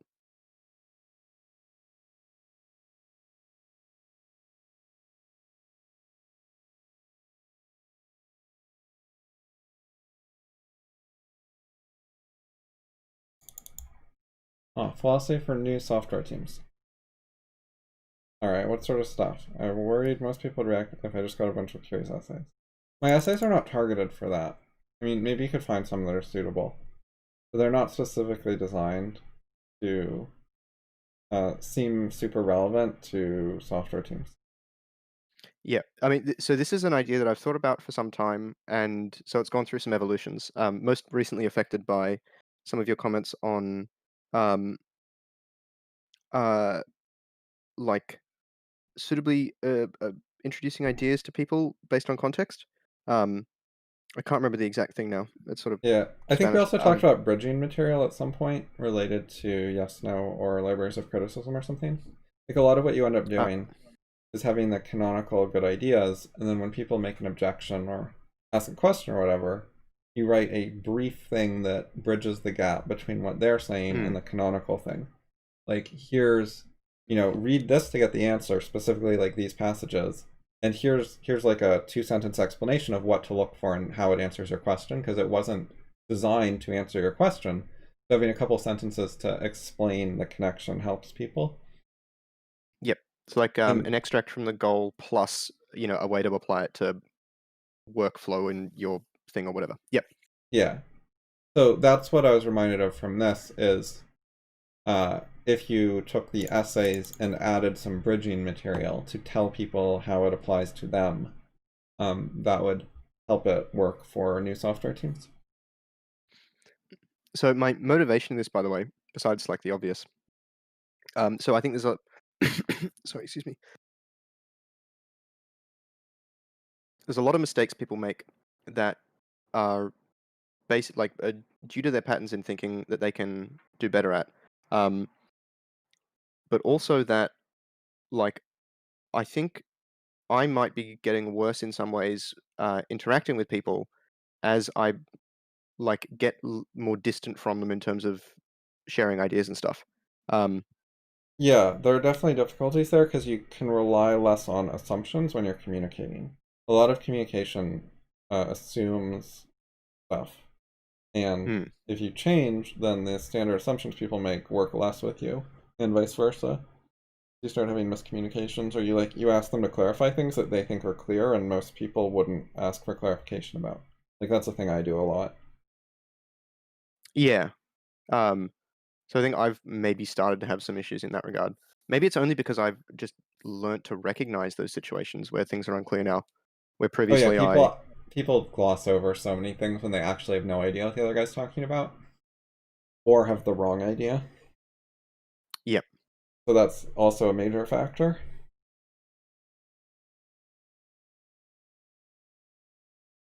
Um, yeah. Anyway, I'll have more of a think about this because I might write some like post some stuff on it in the next month or so. Um, but in essence, like philosophy isn't taken seriously a lot of the time, but like methodology of planning software projects, doing software projects, communicating in the team, documenting what you should document, how you should do tests, um, like what features you should focus on. Like I sort of feel like it's applies to almost everything besides the actual algorithm you're trying to implement. Um, Yeah, yeah. so there's several connections to software. There's the general, like, you have to think to do software, it's knowledge work. So, like, learning and all that is relevant. But there's other ones. There's the TOC stuff also has a lot of relevance because of business and so on. And also bottlenecks. And, like, bottlenecks will come up in optimizing for speed, for example. Programmers already know to look for bottlenecks, so that's a connection. So, sometimes there's Okay. I find that they're vaguer about it. Like sometimes they'll preemptively optimize nested loops. Sometimes they'll like profile and like just focus on like reducing one profile thing. Um, like I think there's some ambiguity there.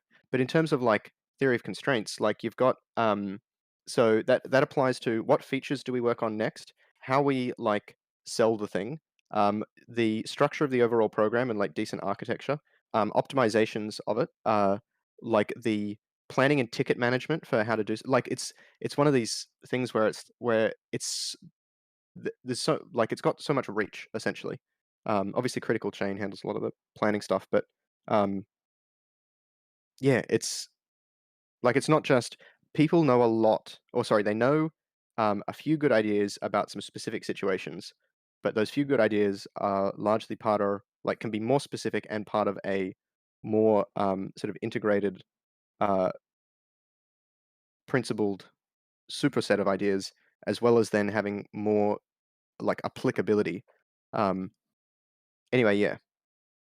And that I have, yeah, like, Yeah, so the other thing I was going to say is there's another notable connection besides those, which is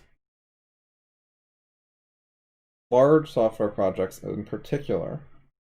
The larger it is, the more the focus of the project is organizing knowledge, rather than particular algorithms and details and how do you make a computer do X.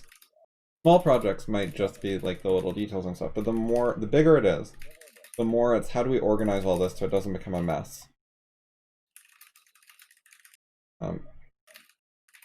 And that, how do we organize knowledge has a lot of direct connection to epistemology. Yes, yep. Which is, some of it's a bit hard to explain and a bit abstract, but you can spot like overlap between software ideas sometimes and epistemology ideas, and the actual thing programmers need to do is figure out, okay, we need to put a bunch of knowledge in this program. Like, where do we put it? How do we organize it? Like, don't repeat yourself is about that. And like libraries. Don't repeat yourself, though, is a rule of thumb that, I mean, I've definitely inappropriately applied it, which is sort of equivalent to over-optimization or over-abstraction. So there is even, like, yeah, there's dangers even with the stuff that's been enduring. Yeah, but software people talk about things like design patterns. Yes, yeah. They know they're trying to figure out how to... They recognize, like, meta-knowledge as being really important, at least relative to, some other fields, sort of pseudo-similar. Yeah, you see it some in language design, where they're trying to figure out... like, languages don't just give you the most generic stuff. They try to find important themes and patterns and give you something semi-specific to help keep things organized. So it's like not completely freeform, but still very powerful. Yes, yeah. And that's where stuff like loops come from. Like, they're less generic than go-tos, but still very powerful and useful. Yep. And so that helps you have structured programming instead of a spaghetti of go-tos. It can be very hard to figure out what's going on.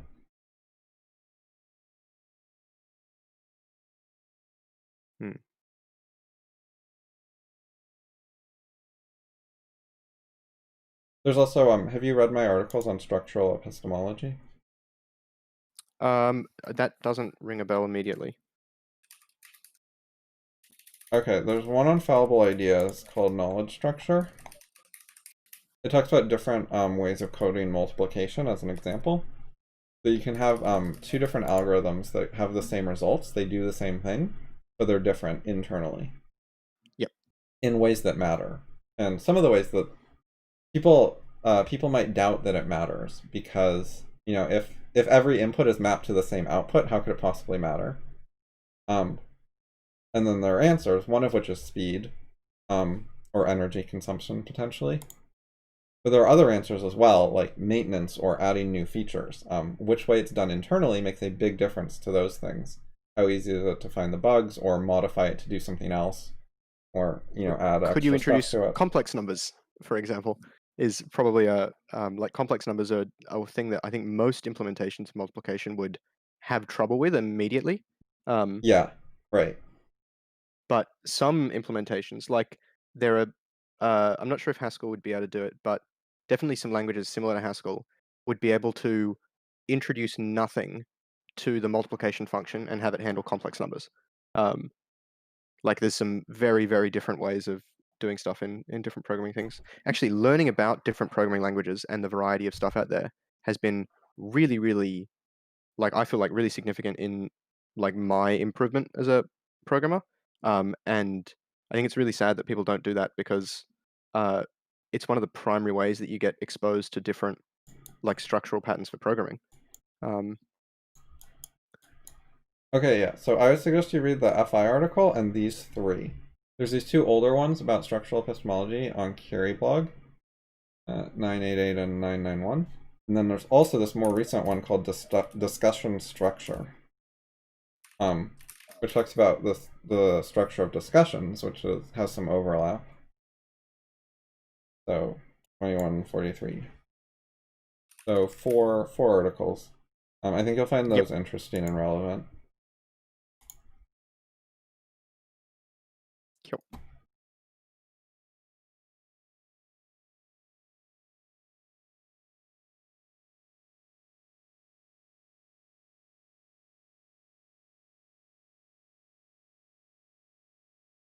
And should we go over the and reply Um, and your new post? yeah. So yeah, I applied to Anne's feedback and then also the reflection stuff.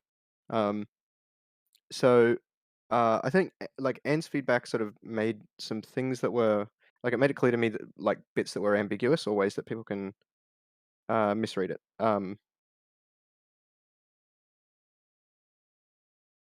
Yeah.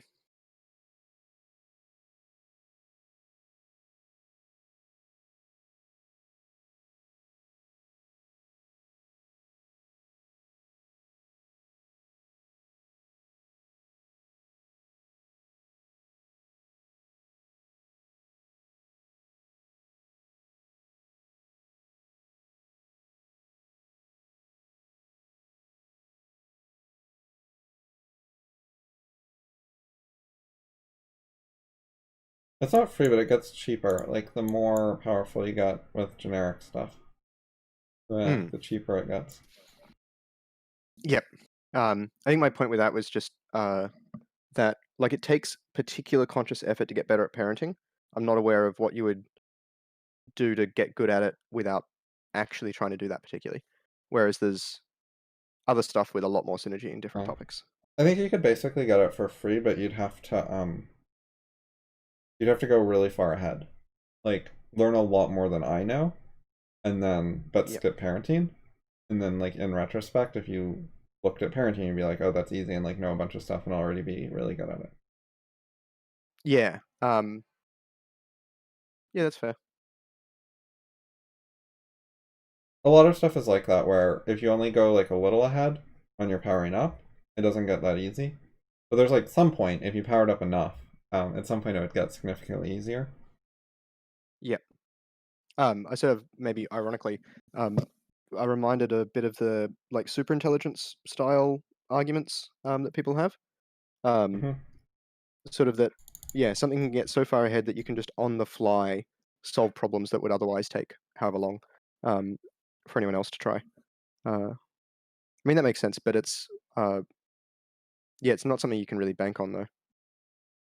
That comes up for me sometimes. Sometimes I solve problems out of my field quickly and easily that people were like were stuck on for a while. Like what's happened with math, and it comes up like when I read science papers, and I'm like, oh, this is wrong because of this, and it's like not my field, but the experts are getting it wrong. Yeah, it can be really hard as well sometimes when fields are broad and highly fragmented. Um, like if we counted the field of like all mathematicians or something, um, then it's just like it's just becomes incredibly hard for people without really good methods to know whether the field knows an answer to a problem or not. Um, yeah, so it's anyway. That's another reason people should get better at those methods.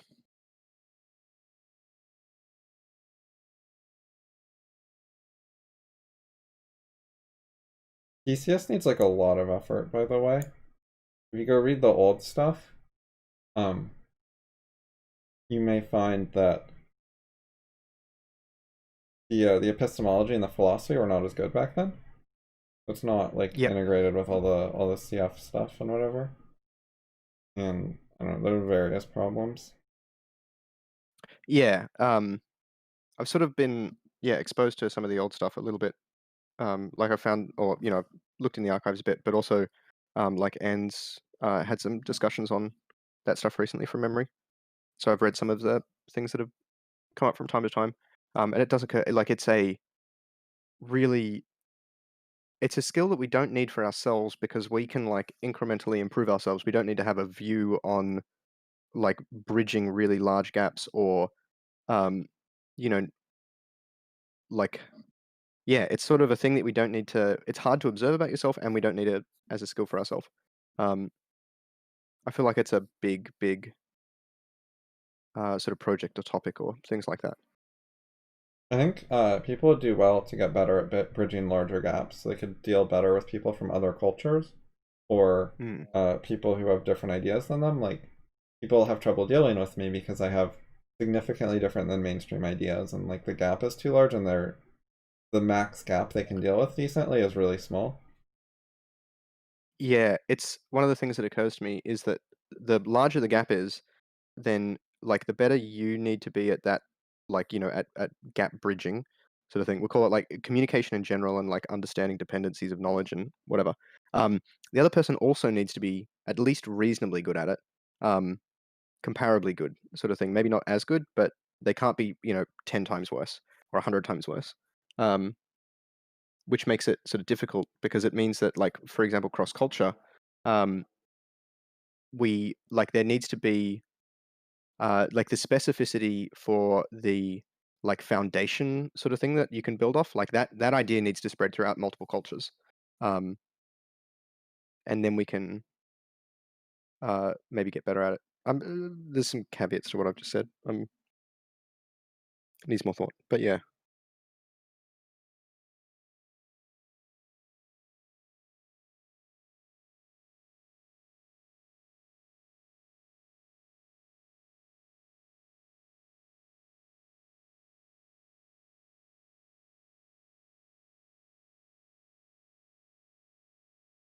20 hours, like consecutive?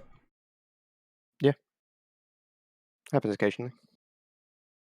Wake up, start playing, Yeah. avoid sleeping for 4 hours, and you're there. I Yeah. mean, Don't obviously, recommend the lack of sleep part. yeah. But I think there's something significantly worse about that than doing 20 hours over 2 days but getting enough sleep. Um, I Or was even thinking 30 actually, I hours wonder. over 2 days. I don't know in terms of I haven't reviewed stuff, and I don't think anyone's mentioned it to me.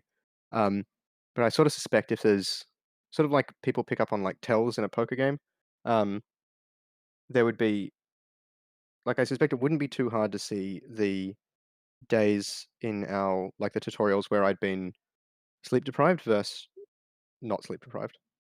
Um, even stuff like just the frequency of ums and ahs might be indicative enough. But yeah, I was thinking about that when Justin wrote the thing about ums and ahs the other day.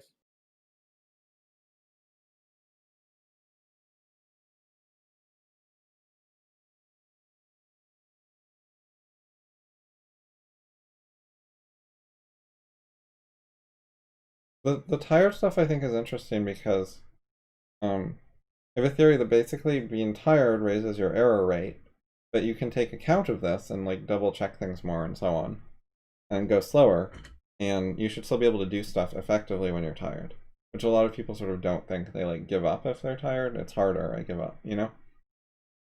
Whereas I think Hmm. it should be something you can take into account. Not necessarily that you should all the time, because it's extra work, and um, if if you're already tired and then you do a bunch of hard stuff, even if you do it successfully, now you're going to be even more tired the next day. Like, you're still going to have to recover Hmm. at some point. So you shouldn't always do that, but you can. Like, you should be able to function while tired. If you have enough error checking going on, then you're going to take more time because you have to redo some parts, but it shouldn't actually come out more broken if your Yeah, error yeah. checking is good. That's one thing that like when I've like there have either sometimes like I've written things while intoxicated or code while intoxicated and stuff. Like I or while really tired. I don't like notice that when I'm looking back over it. Um, like I notice in terms of it takes me a lot longer, or maybe there's like I spend more times Oh, on bugs or whatever that's a else. good But sign it's then. um Because some people will do beside drunk coding and then it has to be rewritten. It's all crap. yeah, no, I mean maybe like there's occasional stuff or whatever, but it's not crazy. I definitely can't tell. I can't look at this and say, oh, I wrote this function or this class or this whatever in one state and this in the other. Um, Right. the Yeah, the that's limit that good. But then with the limit that the tutoring sessions, you yep. thought you could tell? Yeah, not necessarily. I mean, so yeah, one of the things when you're dealing with like when you're person to person, you can't slow down um, the like like we're still going through time at the same rate, sort of thing. Um, Hmm. so I might be able to like achieve all the same things over a longer period, but there's then like differences in conversation or putting Right. together If you're a bit thoughts or stuff like that. slower, it's right. The speed you wrote code at is not documented in the code. Exactly. Yeah. Right. There's no record of how fast you wrote per line of code. That makes The sense. other thing that occurs to me is the limit on when you're tired of giving up is like the fundamental limit is when your error rate is high enough that you can't institute an error correct or an error correction policy or procedure without incurring too many errors and so on. Um, Yeah. If that, you're that, good at that stuff, then I think that's not something people usually hit unless they're like really, really, really tired.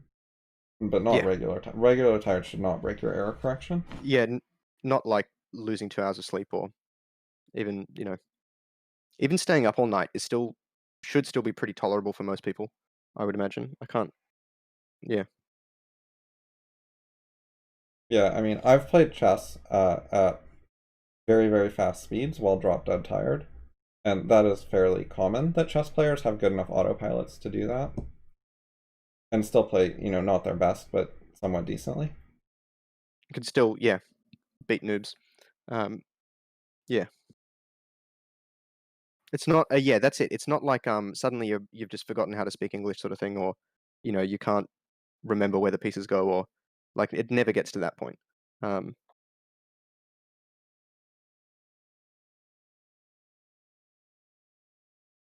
Yeah, we're low on time, but we started a bit late. There's 2 pages of this left. Is there like a more important part? um, not necessarily. I thought the dishonesty thing I thought was important, and, like, I don't know exactly where to well, not that I don't know where to go, I'm gonna be thinking about that more. Um, the, uh under emotions, I, like, noticed that I had some anxiety when I was, like, looking at the posts uh, for replies and stuff, which was sort of interesting. So there's some musing about that. Uh, yeah, and I was surprised when I started thinking that there was like dishonesty in it as well, which I think is sort of good in terms of questioning oneself, like um, about that stuff, and maybe that we're not as good as we think or whatever else. Um, so uh, there was the insight thing was a little bit of reflection on like error corrections and believing things about oneself. That's sort of fine. Um, and the negative feedback was just that if anyone thought it was because I have like the What's, what's the higher quality I try to anxiety? write stuff. Go ahead. Oh, the higher quality I try and write stuff, I find like my uncertainty about whether it's like trash or not increases. I'm not sure if that's actually reasonable, but uh, More second it almost feels guessing. like yeah, almost like it's out of my ballpark a bit, so I lose a lot of ability to judge it. Not sure exactly how to explain, but Was yeah. was the anxiety about whether there were replies at all or whether they would be negative? Like whether you'd have replies that say something bad? Um, so I don't think it was replies at all. It was Okay, possibly the like the text here, because I hoped yeah. there'd be some feedback, sounds a little like I was anxious because I Oh hoped yeah, there would be okay. replies. So, yeah, what did Yeah. you mean? Uh, so well, I'm not exactly sure what necessarily caused the anxiety, but it wasn't like whether there'd be replies at all or not. Because then I would have felt anxious before I'd found out how many notifications there were, sort of thing. Um, I don't know if it was maybe that there was like 9 things and I was like, not sure about something then. I think there was like 9 things between that evening and the next morning. Um, I think it was mostly because people might have said something about like the thing and I didn't know what it was going to be. Um, I'm not exactly sure. So, like, sort of like feeling a little vulnerable about it. maybe, yeah. It wasn't like just the good form, like it wasn't just the good anxiety sort of thing. There's not just excitement or something like that.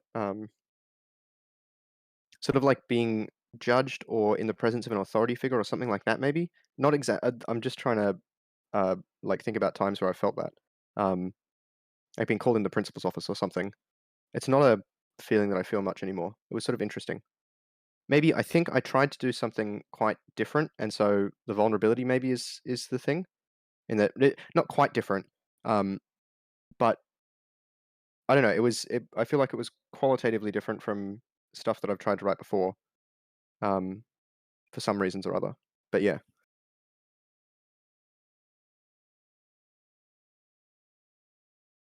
I don't know. The mindset was very different writing it, I guess. That was one big thing.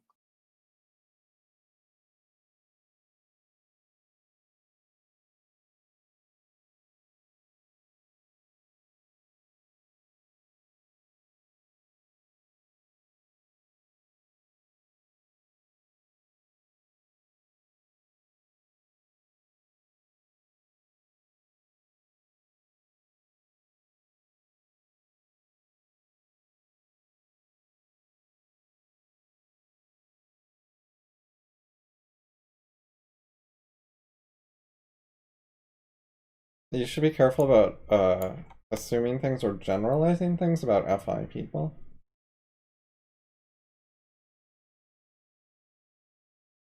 Sometimes people The reason, overestimate them and like they sort of assume all the other FI people are more similar to me than they actually are. yeah, I think that's an easy. I mean, I've made that mistake, maybe, almost certainly. I think what I meant here was, what I did mean, was that like people in, or like at least on the, no one would have avoided giving me criticism purely for the sake of it being negative and like worried about my feelings or whatever else. Like it wasn't like they were against the idea of telling me in the abstract in terms of things like that. That was sort of, I guess, what I meant. Um, yeah,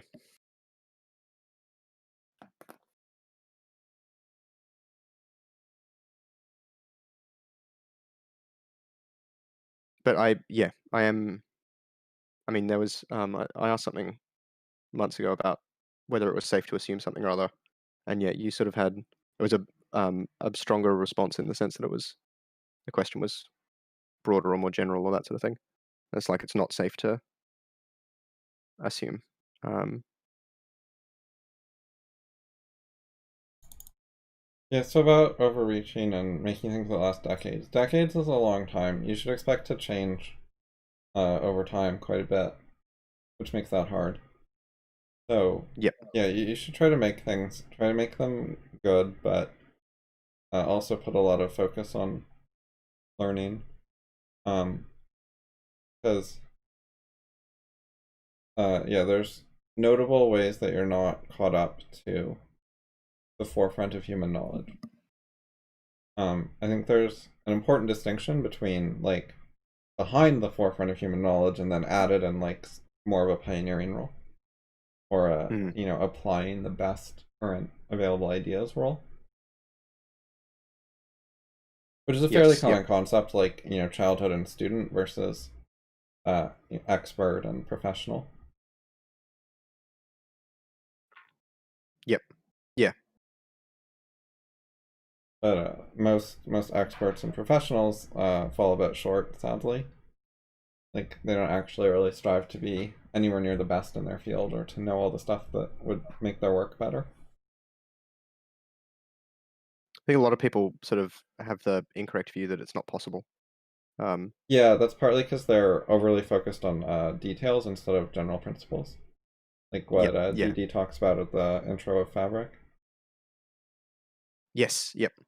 Does he talk about that in BOI as well, or I maybe don't think only? that specific thing. Fabric, he specifically talks about something like as a child I wanted to know everything that everyone knows, and people said it was impossible because there's too many things. But general principles and focus on what's interesting, not just like literally everything. And then because Yes, of convergence of ideas, the progress of civilization hasn't made that impossible, because people thought you used to be able to know everything that was known when humanity knew less, but it had gotten now we know too many things, but So I think convergence ties them together. that's the caveat to the argument that means that people have to be wrong about like this that you can't know everything idea, in that there were always more details than you could possibly know in a lifetime because you can go arbitrarily small. Um, like what Sure. everyone in ancient Egypt had for breakfast for 1,000 years. Like, good luck. So that means they have to be talking about principles and stuff like that, and that's then the issue. They can't. There's no exit Yeah. sort of thing, or no. The idea though is that Yeah. we've discovered a lot of principles. Like you couldn't learn all the math formulas that are actually interesting and somewhat general purpose Hmm. today, unless you really specialize in math. But like, there's a lot to learn there. Like, some sort of generalist isn't gonna know them all. No. Yeah. But you can like understand group theory and category theory and differential calculus and knot theory and et cetera, across Yeah, every relevant you field of can know maths. enough to function as a generalist who understands the core ideas of the fields Yep.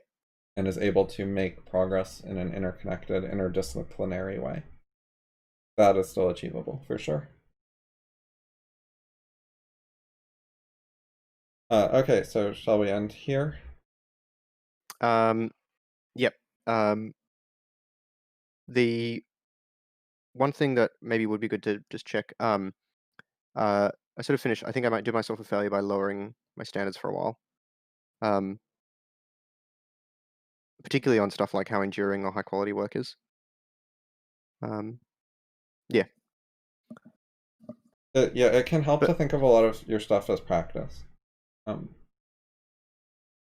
if you're yes. thinking of it as practice, then you're in powering up mode more than making a final product for other people mode. Yep.